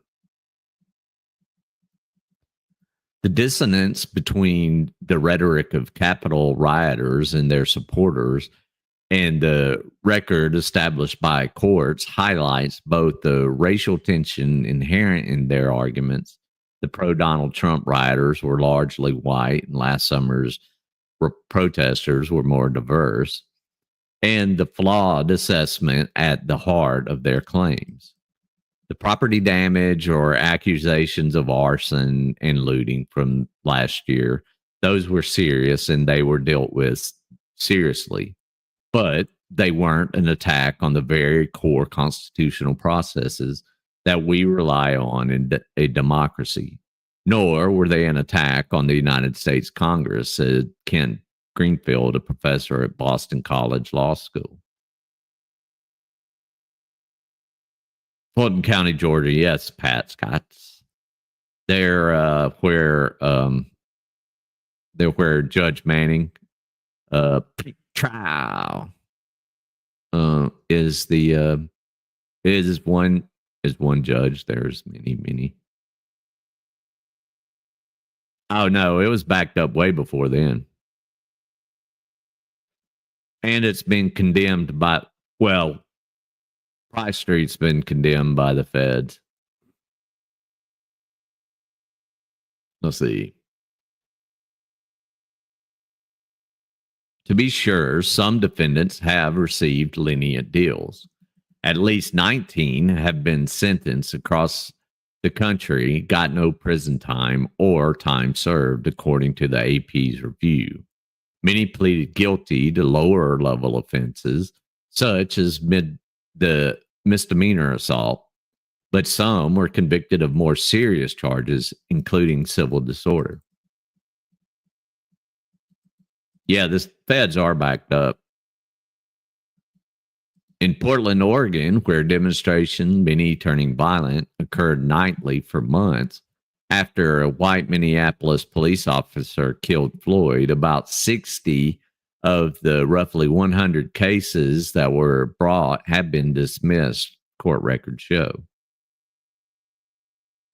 Most of the defendants received deferred resolution agreements under which prosecutors promised to drop charges after a certain amount of time if the defendant stays out of trouble and completes things like community service.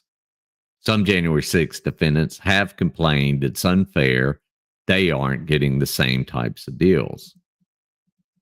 President Biden's Justice Department has continued the vast majority of the racial injustice protest cases brought across the U.S. under Trump and has often pushed for lengthened prison time for people convicted of serious crimes.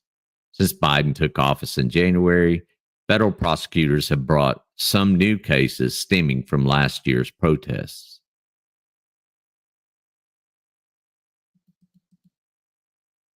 Yeah, Oshin, it's like 900 days. I had a cousin in there for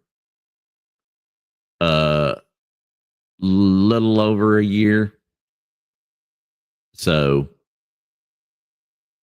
in a lot of these cases, they would probably only get a year on their charges. She's let a few go, saying, pretty much it's BS. So,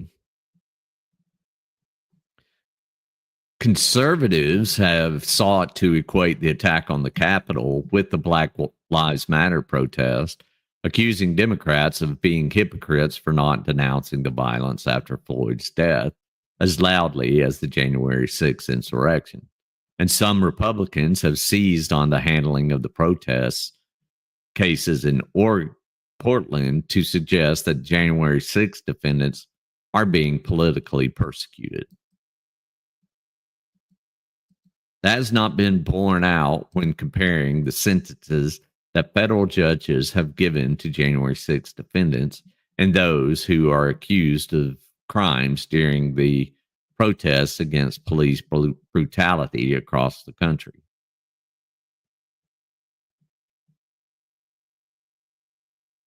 Okay. Oh, by the way, we're going to go live at 8:15. So I'll end this in about 15 minutes, maybe.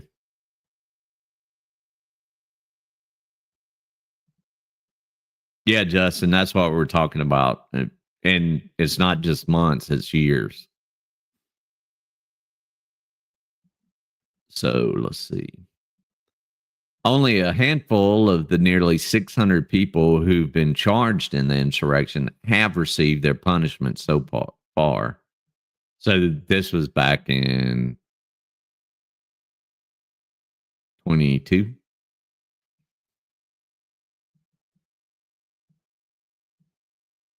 And just 3 people have been sentenced to time behind bars.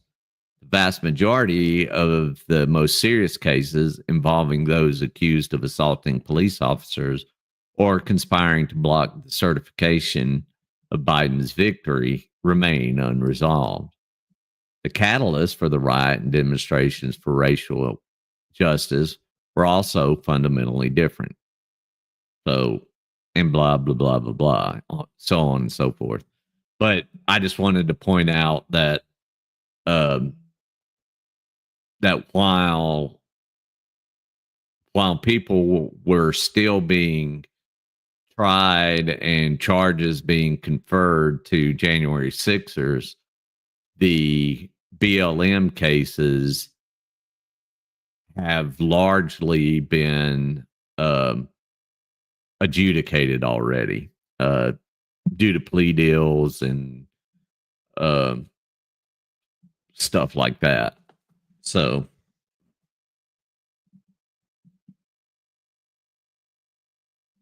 it's a false dichotomy, right?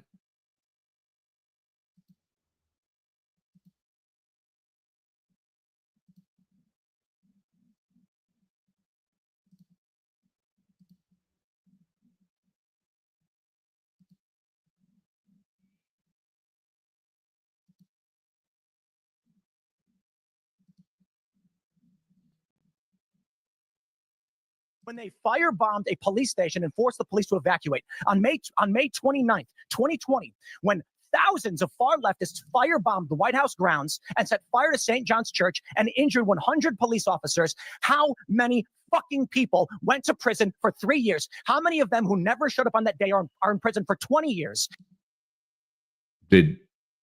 I just provided an AP article that refutes that, right? Enrique Tarrio wasn't even in D.C. on January 6th, and you are saying if you're part of a conspiracy, you don't have to be anywhere near where the acts are conducted. That man his only crime was, quote, don't leave. That's his only crime. You think he should be in prison for 20 years because you're a fascist. You don't care what the facts are. You don't care if this is unjust. You only care that the machine state has decreed you are not to be locked up. And this is the problem I have with the left. They don't. I'm going to pause it right there because, unfortunately, or fortunately, I mean, to be fair. Well, to be fair. Oh, don't say to be fair. I hate when people say to be fair. Oh, to be fair. To be fair. To be fair.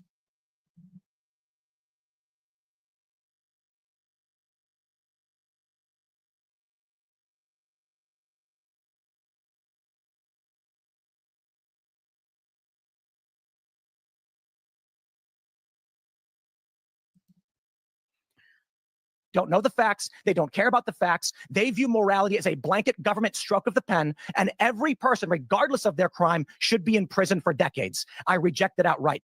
The people who fought cops should go to prison. They did. It's been 3 years. But when you've got people who are on misdemeanor charges for having walked into a building at 4 p.m. after the riot, and I know some of these people, they walked into a building for 2 minutes and walked out, and they got 18 months for that.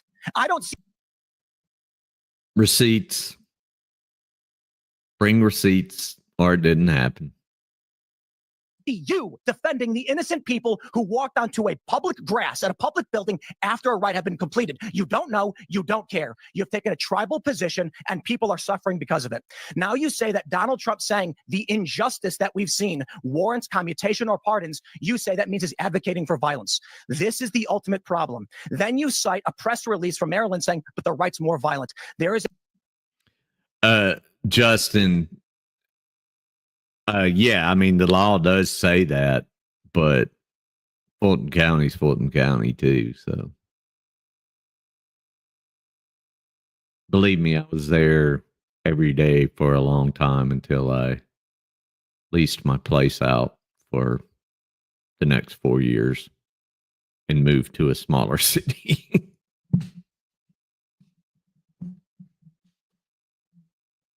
a distinction between a white supremacist as a right-wing group and a run-of-the-mill Christian conservative who showed up on that day not to protest. Let's talk about Brandon Strzok. He never went in the building. He was on the other side of the building. There was a permitted protest. He walked up the stairs and he was yelling. They put this guy in prison.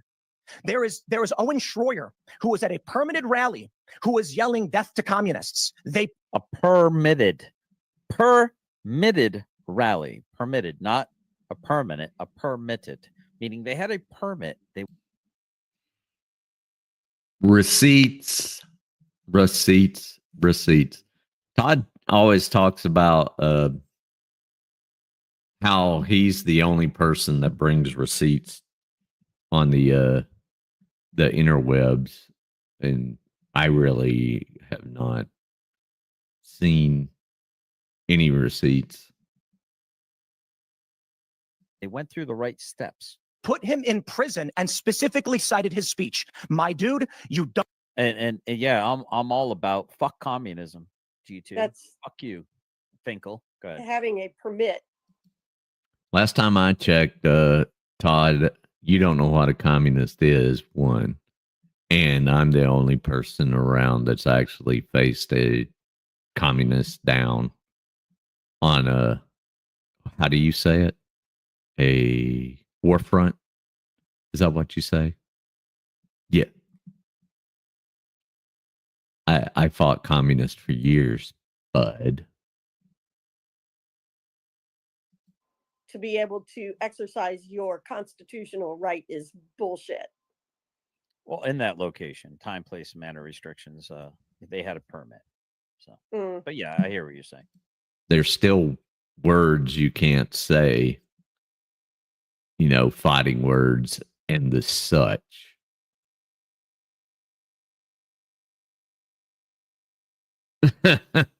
Right, Woodrow? Could you see one of his intel reports? Oh my God, the rambling.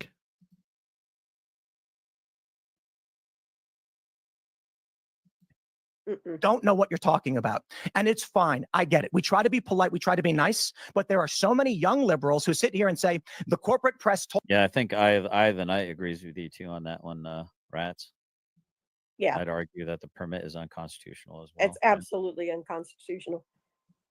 Told me that these people are bad, and the machine state government has decreed it by pen. So I don't care what crime they committed. I don't care what the jury said. I don't care who was on the jury. Enrique Tarrio, who was not there, should be in prison for 2 decades. Tell me this now. Why is Enrique Tarrio in prison? Yeah, so they uncovered with. You want to read that one from James Starn? Unbelievable. The woman who was set fire to while she was sleeping in a subway car in Brooklyn recently was committed by an illegal alien who was deported by Border Patrol in 2018 and was set up in a hotel by Dems. So he was brought back in, put up in a nice fancy hotel by the Dems, by the NGOs that are run by the Netanyahu types, but that were paid for by your tax dollars to transport illegal aliens, by then laundering it by sending all that money to Ukraine, and then it gets shuffled around. People's hands get greased, pockets get stuffed, and then a bunch of illegal aliens, criminal aliens, not just because they broke the law to come into our country. We're talking, Trump said this in his first iteration. They're not sending their best. Was he prophesying? Is he in it? Is he part of the whole thing? Is he predicting it's going to happen? Not sending their best, folks. With him, his plot to overthrow the government. Enrique Tarrio, is it? Yeah, and his organization. What plot? Who's they? Give me some prosecutors. Give me some fucking data. Stop squinting at me and saying the prosecutors did a thing. You didn't know. You didn't read it. You didn't. Tim Pool, the fake bad guy, tough guy. Read the court papers. All you know is the fascist machine state told you he should be in prison, and you're saying yes to them. Tell me why. No, I understand that laws on the books have been there for a long time. Yeah, great point, Eye of the Night. But they won't release his name. But the white dude that defended all those other riders on the subway, his name was out immediately, and people were condemning him. Yeah, his name was Daniel Penny, right? And Neely was the guy who was an absolute muppet criminal degenerate. Who, I don't know, a couple weeks before, one of the last things he did was he socked an old lady in the face before he stepped onto a subway car. The guy's a fucking menace to society with 44 charges on his record. The dude shouldn't have been. Whoop. Right? And Neely was the guy who was an absolute muppet criminal degenerate, who, I don't know, a couple weeks before, one of the last things he did was. So if people's pending charges are to be held against them, why does he still kiss Ruff and Kaiser's asses? Very, very interesting, to use a Toddism.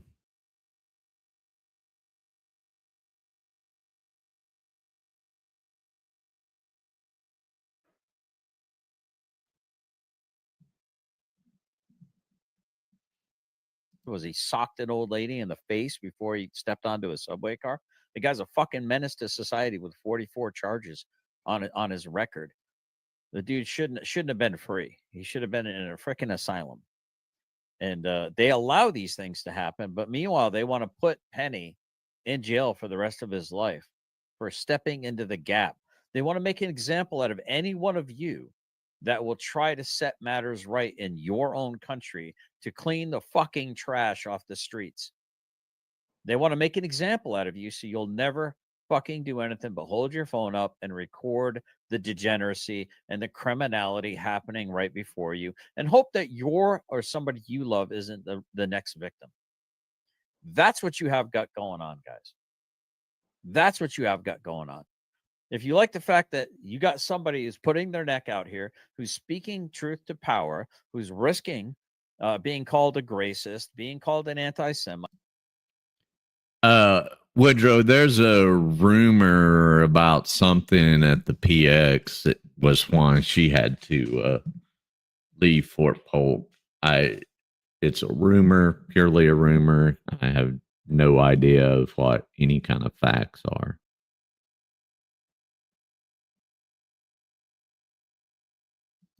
Being called a supremacist or whatever, all these other crazy things, just for telling the truth, because the truth sounds like hate to those who hate the truth.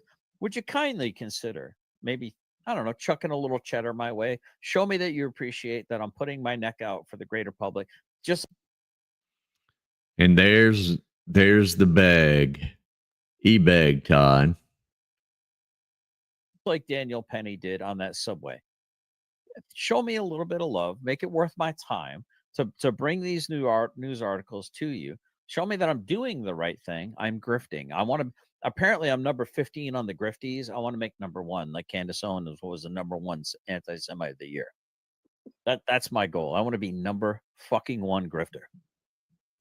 And it'll piss off the Muppets. Don't you want to piss off the Muppets? What do you say, Rats? Number 1, Chris. Can we do that? Can we piss off Chris? Are you talking about Ryder? Yeah. Oh, yeah. Is he the number 1 grifter? I thought he was. Is he number 1? Where is this so-called list, by the way? I don't know. Somebody keeps trying to share it with me, and I just keep ignoring it. But apparently it's out there. Maybe I should put it on my community page. And that I agree with, that if it's proven that you had a plan and you wanted to act on it, and then days after, the proof say the proof by prosecutors. Say it. Communications between what communications? What did he say? What did he do? Is this serious? Are you going to tell me why you think Enrique Tarrio should be in prison for 20 years, or are you going to say the government decreed it? I just explained to you. So the government said. I love Luke as a young man, his ability to stay calm when people are in his face. He'll do it with people like right in his face.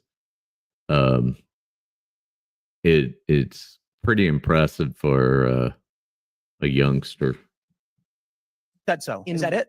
It's usually law enforcement, which I guess is part of the government. Government said so? Yep.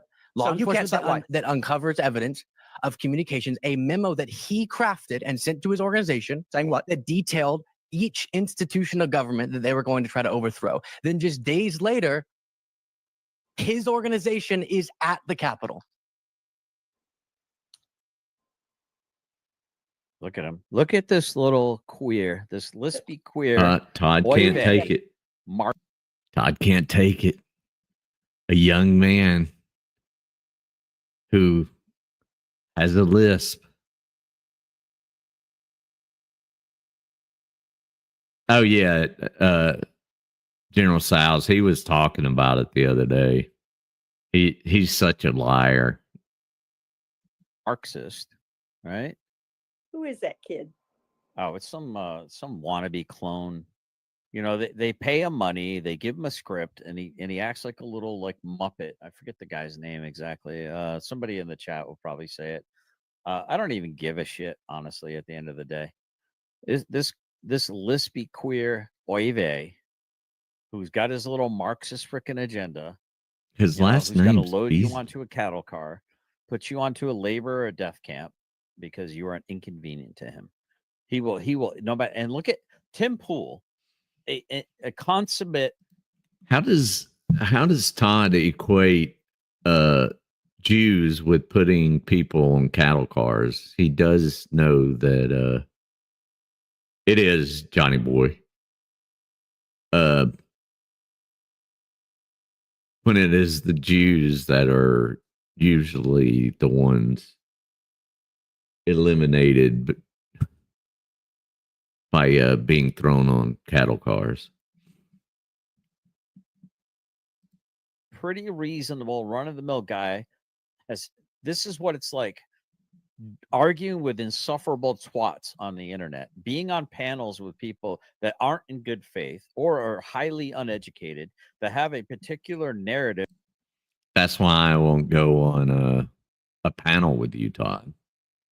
I'll go on panel with Brick all day long, and but I can't talk to you, Todd, because all you do is do like Tim Pool and just try to shout somebody down when they go against your narrative. That they're like an NPC script narrative, that they run the script over and over and over again. And you can't dislodge them from the script. No matter how many facts you throw at them, they go back to their program. Yes, script. Sherry. Well, Tim is my hero tonight. Why is that? Because I was wanting to do a J6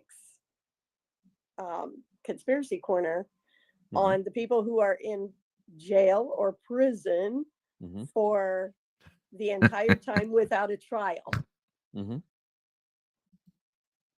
So I wanted to do that, and he is like going off like I would.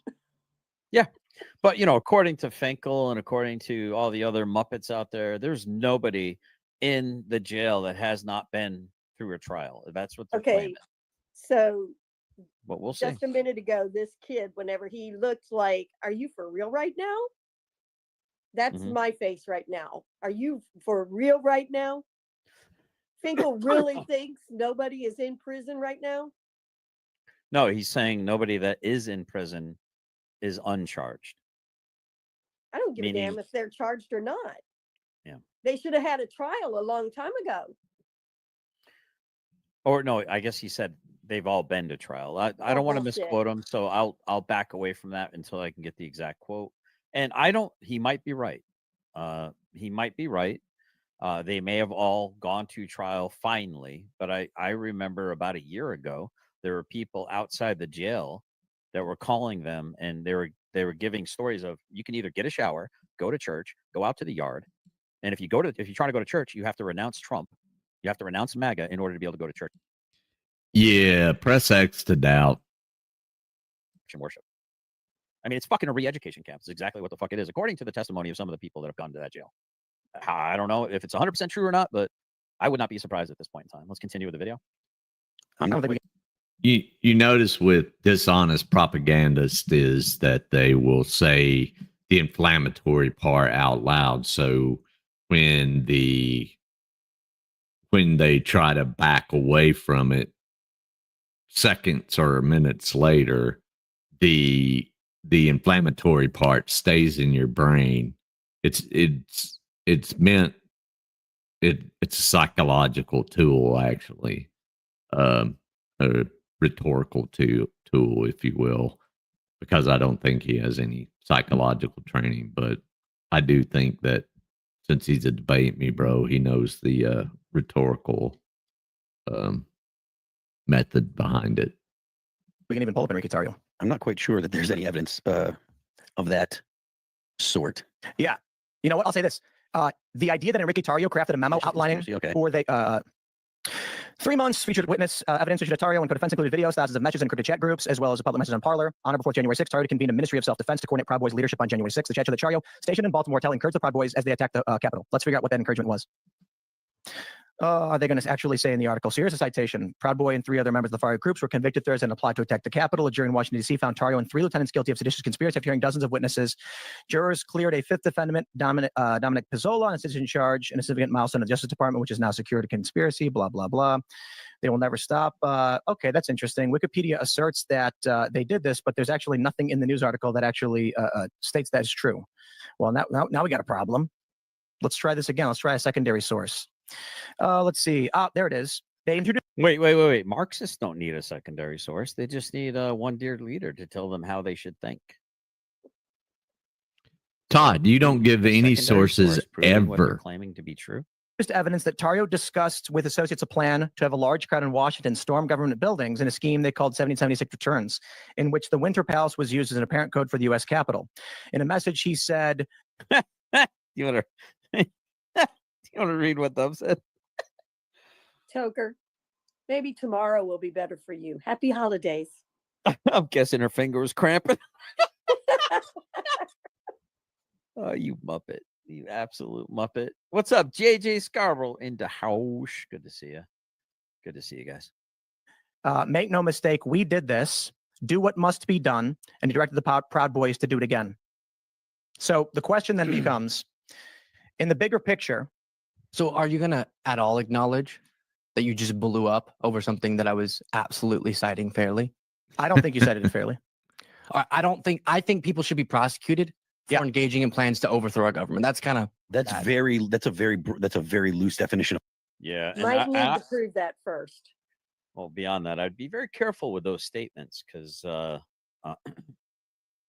that pendulum swings both ways, my friend.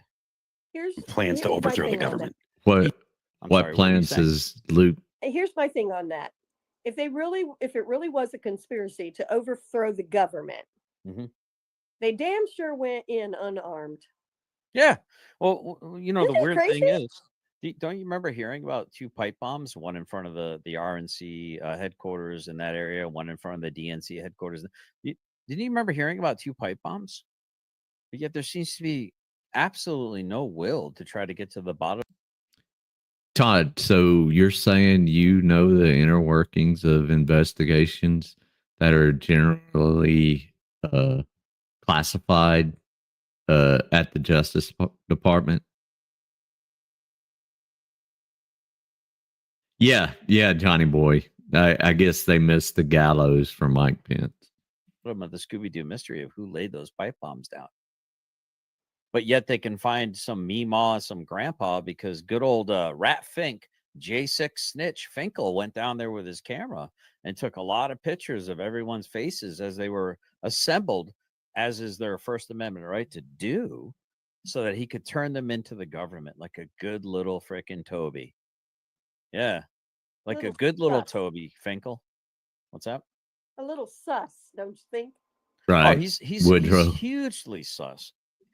You are 100% sus, Finkel. You are a piece of shit, traitorous pinko commie, absolute muppet. That's what you are, Finkel.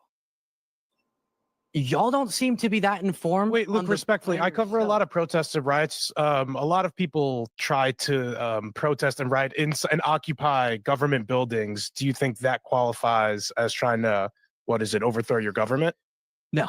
Okay, good. So, Yeah, I mean, but if they had a plan to take control of the government, which was this one. If this was an actual plan, this was the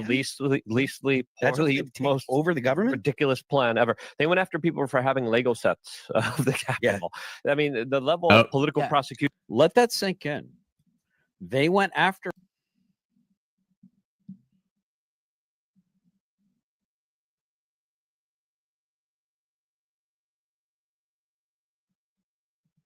Oh, I got it.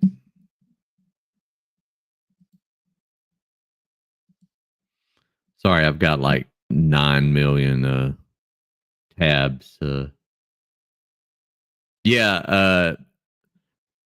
the Proud Boys and Oath Keepers were just outside of the Capitol because it's illegal to have them.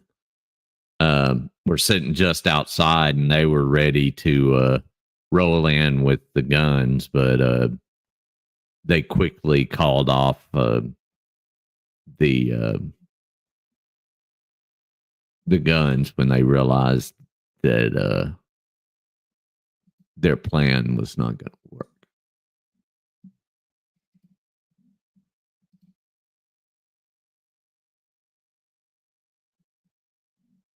I have a lot on my plate. Nah, I'm good.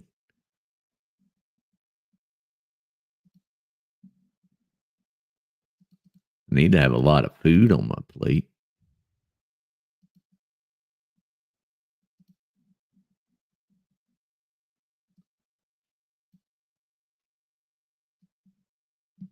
So, as you saw, this is the Business Insider.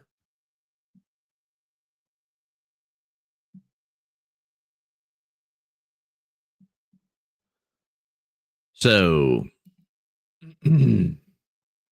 yeah, I mean, there was a lot, so many of them, Mrs. Metcalf. Robert Morse was arrested June 11th on suspicion of taking part in the January 6th U.S. Capitol assault. The FBI confiscated Morse's Lego set of the U.S. Capitol during his arrest. It is not clear how Morse used it or whether it factored into his alleged involvement in the riot. Oh, it's okay, dog.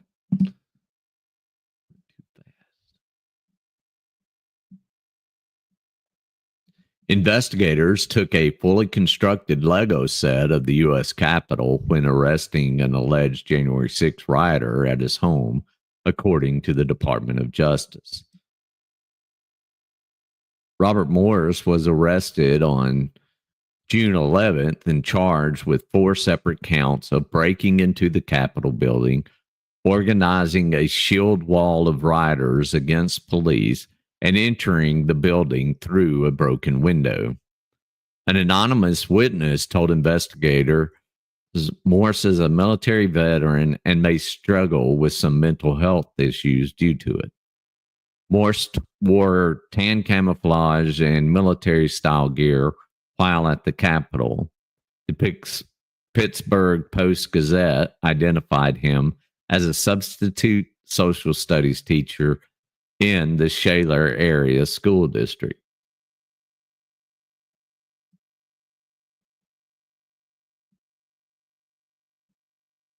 Hey, Spider Dog.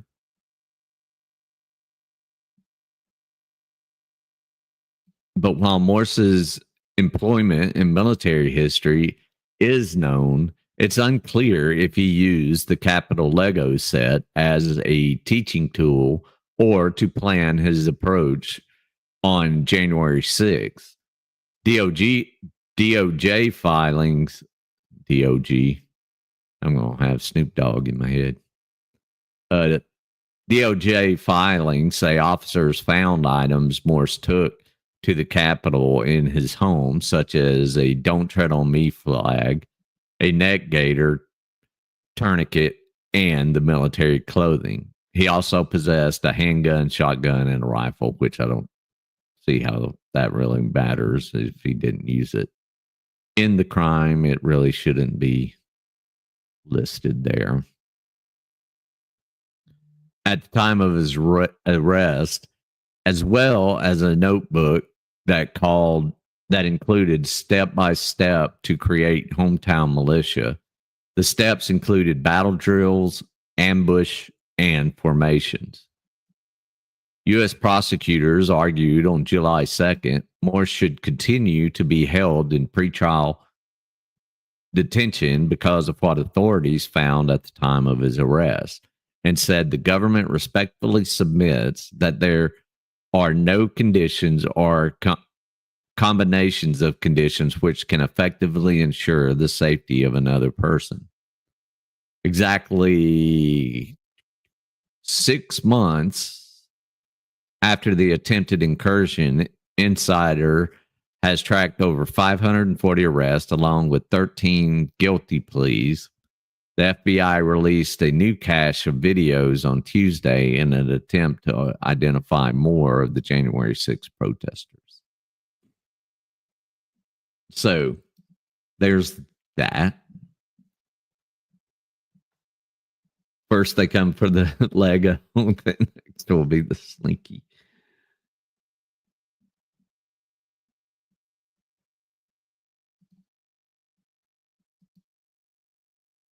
I mean,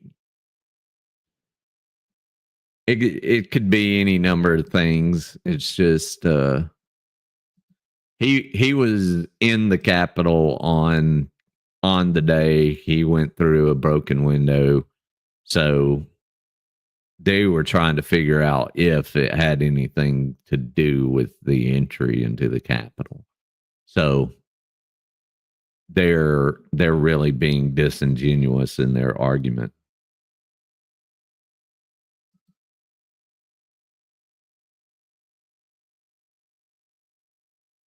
Disingenuous.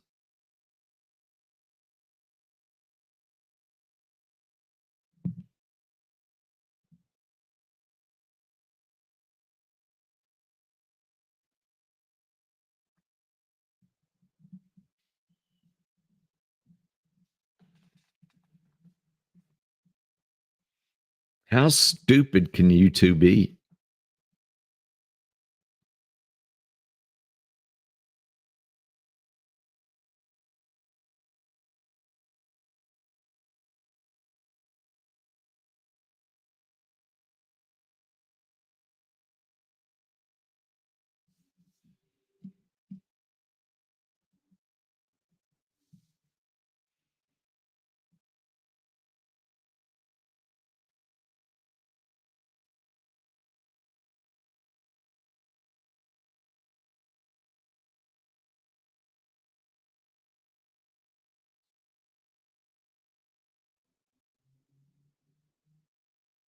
Right, Spider Dog.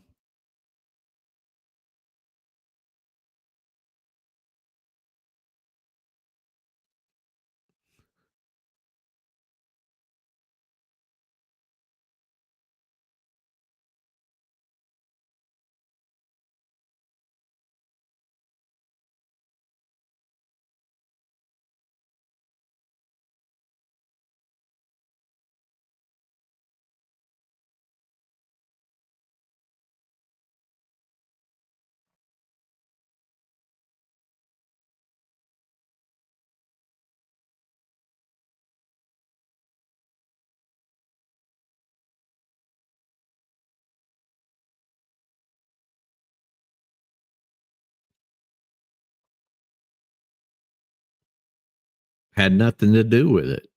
Well, I mean, it had something to do with it, but if he hadn't entered the Capitol, it wouldn't be an issue.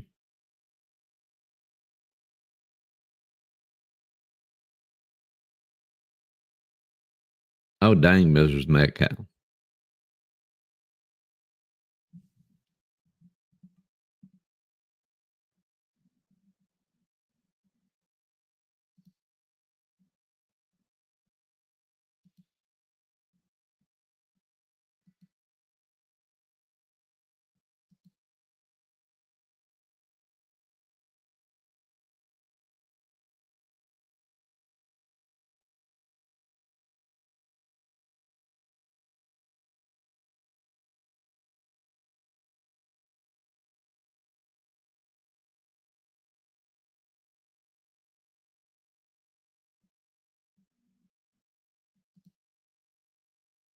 Different charges.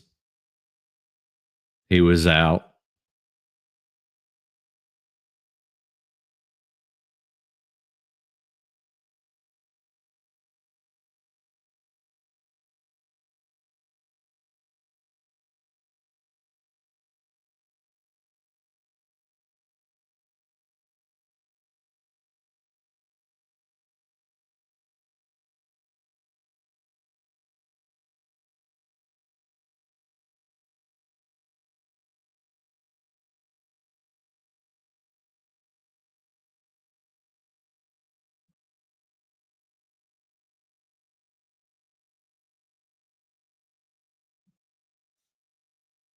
Indeed, Tom. Indeed.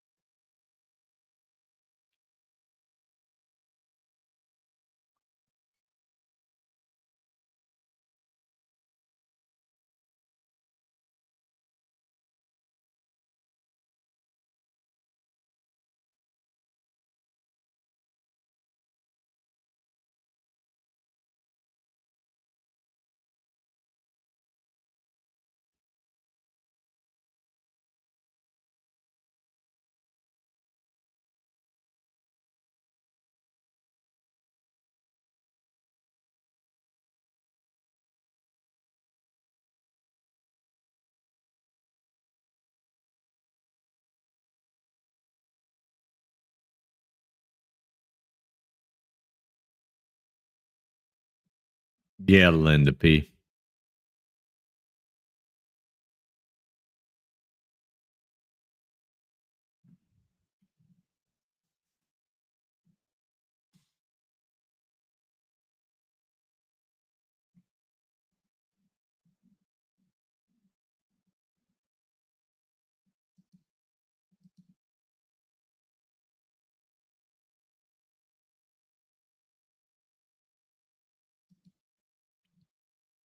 Justin, so I pray 3 times a day.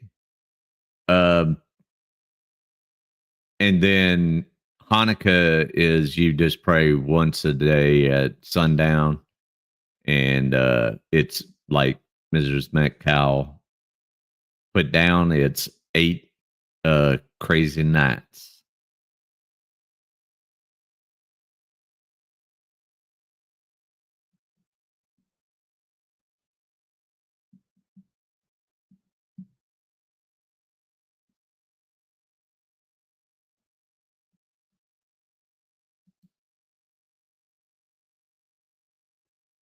Nope. Like a light pink lawyer hat. Do you remember the giant groups of lawyers that were passing out and making sure all these little ne'er-do-wells were writing their numbers on their hands, so in case when they got arrested, George Soros was paying their lawyer fees and getting them off and out of jail for doing all the degenerate stuff that they were doing? Do you remember that? And a certain prosecutor that became vice president that bailed them out. Yeah, I mean, didn't Kamala raise money to bail out the true insurrectionists? You can't write this stuff, guys. You can't write this stuff. Explain it to me. Make it make sense. Patriots. I've shown you the documentation of what they're calling what do they call it? DVEs, domestic violent extremist. Anyone that has like any kind of pro American iconography or Gadsden flags or Betsy Ross flag or Punisher iconography, or basically what I would call anybody that I would want to drink a beer with. Of course. Is a domestic violent extremist, right? Of course.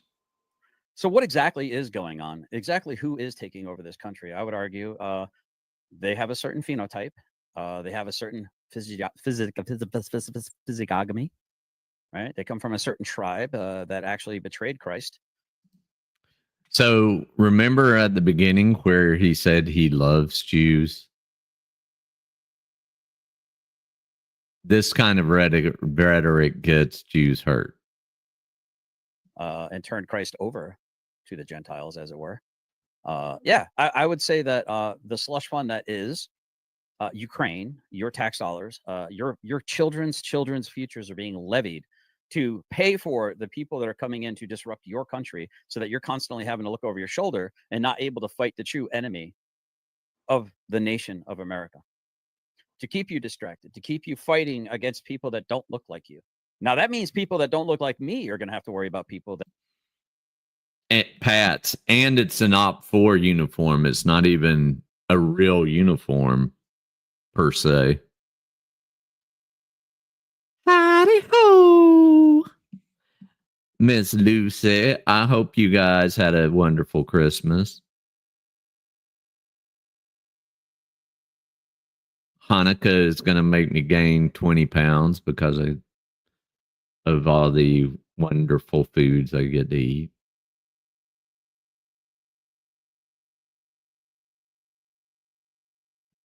Yeah, Cap. That's what Op4 wears, is they wear OD. Sometimes, and then sometimes they'll wear like they'll wear host nation. Nations were in conflict with garb.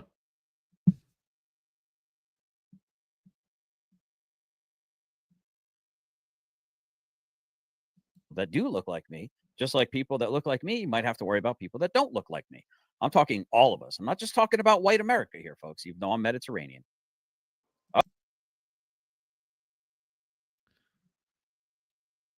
Well, I would say that, well, yeah, he's the whitest Mediterranean I've ever seen.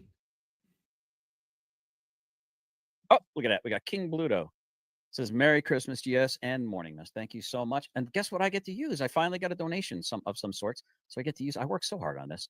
I got a bunch of, I've got a bunch of sweatpants, Spider Dog. I made sure all my sweatpants were clean for now, the next 6 days. Dove, look away. I don't know if this is going to, I'm going to have to change this up a little bit. But Dove, look away, look away, look away, look away, Dove, look away. Over $1.3 billion. Yeah, thank you for that huge donation, King Bluto. Thank you for that Christmas present, and a Merry Christmas to you as well. I'm glad I was able to use that little thing tonight. Yeah, Mrs. Metcalf, but now I just need to get those watch hours. Worked so hard on it, but I have to make a new one because I think that might mess with Dove's her situation. And let's see who won that. Why is it not showing? Oh, wait a minute. Let me go ahead and refresh this. Rats, do you have anything you want to add to what we've seen tonight? Anything you want to get off your chest? I could get a lot of things off my chest. I thought both of the subjects you chose tonight are excellent. It's really funny that you chose that one with Tim Pool, and I've been wanting to look into the J6ers that are still in prison. So very interesting. Yeah, I want to do a further deep dive on it. There was a gentleman named Oreo Express. I'm not sure if you're familiar with him. No. If you look into the Oreo Express and you look into J6, I think they basically, he might be on Rumble now. I think they basically kicked him off of YouTube. Anyone that has been running around, he was all over the border, showing all the crap that's been going on the border for the last couple of years. They basically removed him from YouTube. And this guy was a Christian dude. I mean, I'm foul mouthed. I'm pretty disgusting with my mouth. This guy never was any of those things. And the machine had a way of stomping him out. And you'll find that the more you speak the truth, the more that they're going to come for you. The more that these paid Muppets over here in the chat that are coming against and calling names and trying to disparage and destroy one's reputation. The interesting thing is I say enough things, guys. I'm online quite a bit. You don't even have to say a word. All you have to do is show a clip. But they don't show clips. They try to destroy your reputation. And there's this term called the playbook. And I might get into that. I'm trying to get done with this under 2 hours. Rats, are you okay with that? But let me see if I have this quickly. Let me see, playbook. Justin, I'm gonna be ending here shortly, and then I'll be over there.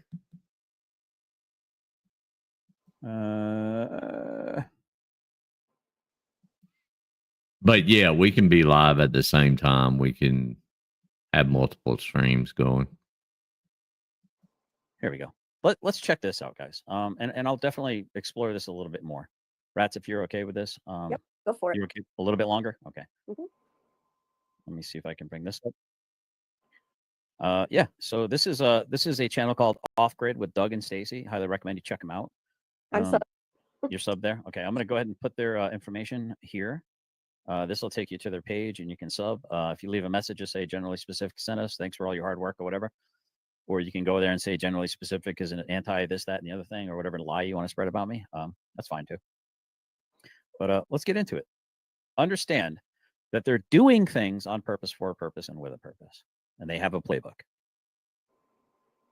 All right, here we go. We're gonna Oh, get right into it. Lord. You guys ever heard the term conspiracy theorist? Did you guys know that that term was actually coined by the CIA? I'm going to play for you guys a video right here that's going to explain the playbook. Powerful corporations and partners in the media have a playbook they use on you when you beat them too much, and in areas you can cost them real money. Pharma was apparently beyond reproach, and when Bobby questioned them, his adoring press turned faster than the weather in Texas. What generally happens with people like me is when we're done with the trench warfare of campaigns, which is low-paying and grueling work, big corporations hire people like me to come inside and implement the playbook. And here's the way the playbook works. First, they attack you broadly and they question your facts. They say you're lying and it's ferocious. But if you keep on moving after that, they move. Huh. Have we seen this playbook being represented even by the low-life troglodytes of the interwebs, the peons of the Soros bought and paid for subversives that troll the YouTube streets? Oh yeah. Have we not? Yes, Todd, you're worthy of that kind of scrutiny. And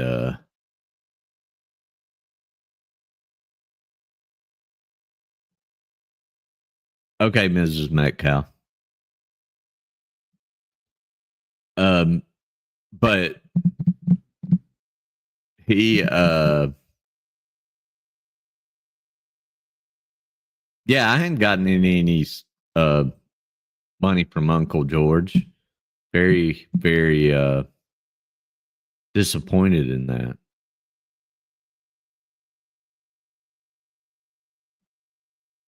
But I mean, this playbook has been around since, I think somebody up ahead of me here said since the beginning of time. Not witnessed this being directed at, probably most of my mods have heard something like this. Anyone that supports this channel has probably been accused of some of these things. Yep. And I know for a fact they've double barrel shotgunned me to the face with a lot of these accusations. It's starting to seem a little familiar, almost like there's a playbook. Yep. He wants to take Move on to shots to character the face. assassination. They take on who you are as a person. They dig up everything bad in your past and leak it to the press. If you had a fender bender, you're a reckless driver. If you paid a bill late, you're a deadbeat, and so on and so on. Every part of your life goes under their microscope. They try to embarrass you. They try to make you say this fight isn't worth what it's costing me, and you quit. But if that doesn't stop you, and it stops most people, but it didn't stop Bobby, they say you're a liar. If liar doesn't work, they say you're an anti-Semite and a racist. Huh. What? Check those boxes. I've been accused of those things often and loudly. Huh. It's almost like there's a what? Playbook. It's almost like there's a playbook. It's almost like there's a script that these NPCs go off of. Crazy or kook or crank or nut job are their main. Oh, Todd, if somebody is executing a playbook, they're not an NPC. You do know what NPC means, Mr. Gamer, don't you?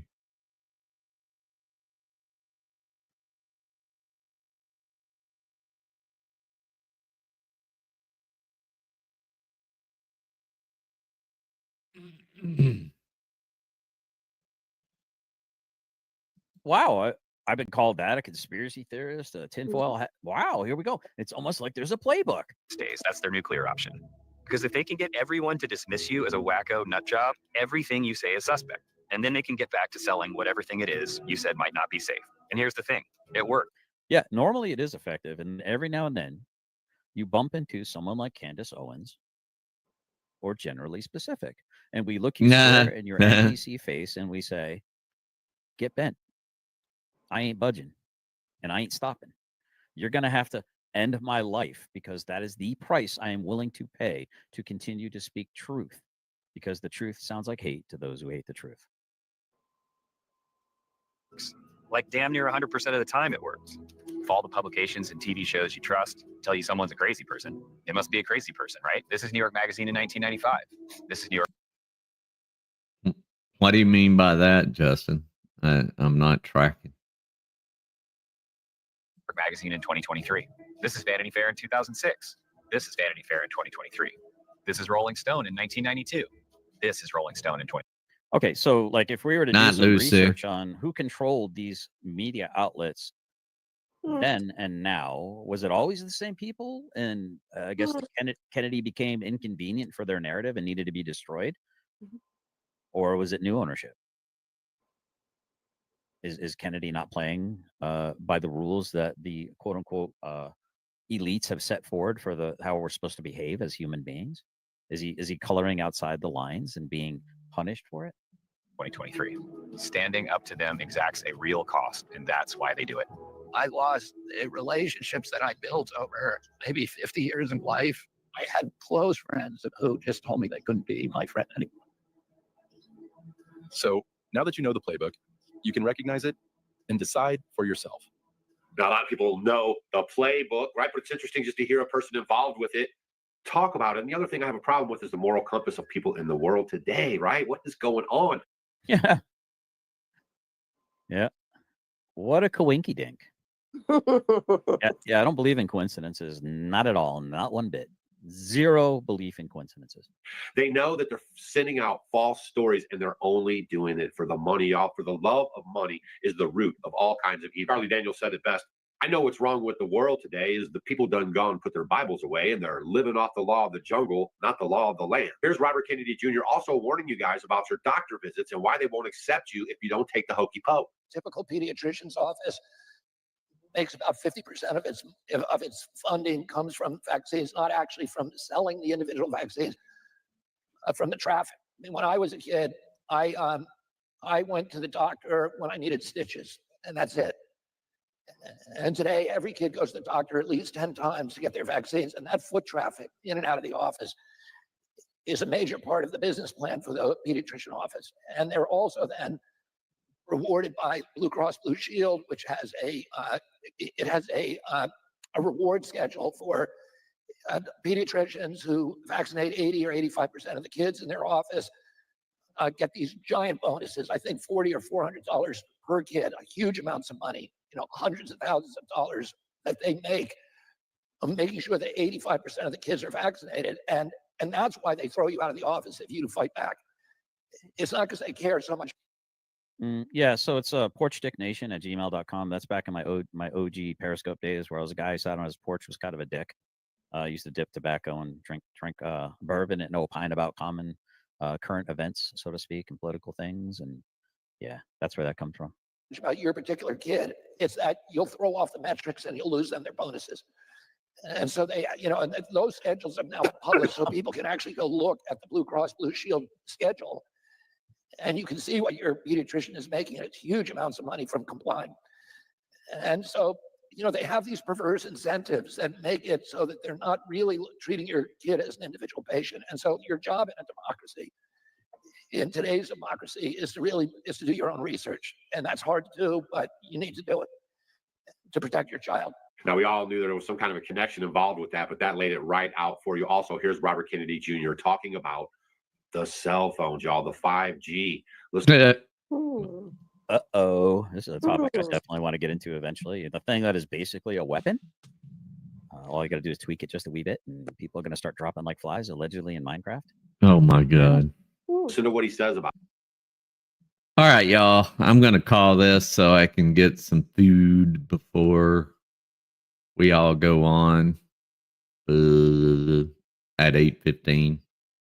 So give y'all time to take breaks, get drinks, and I will see y'all over there here shortly.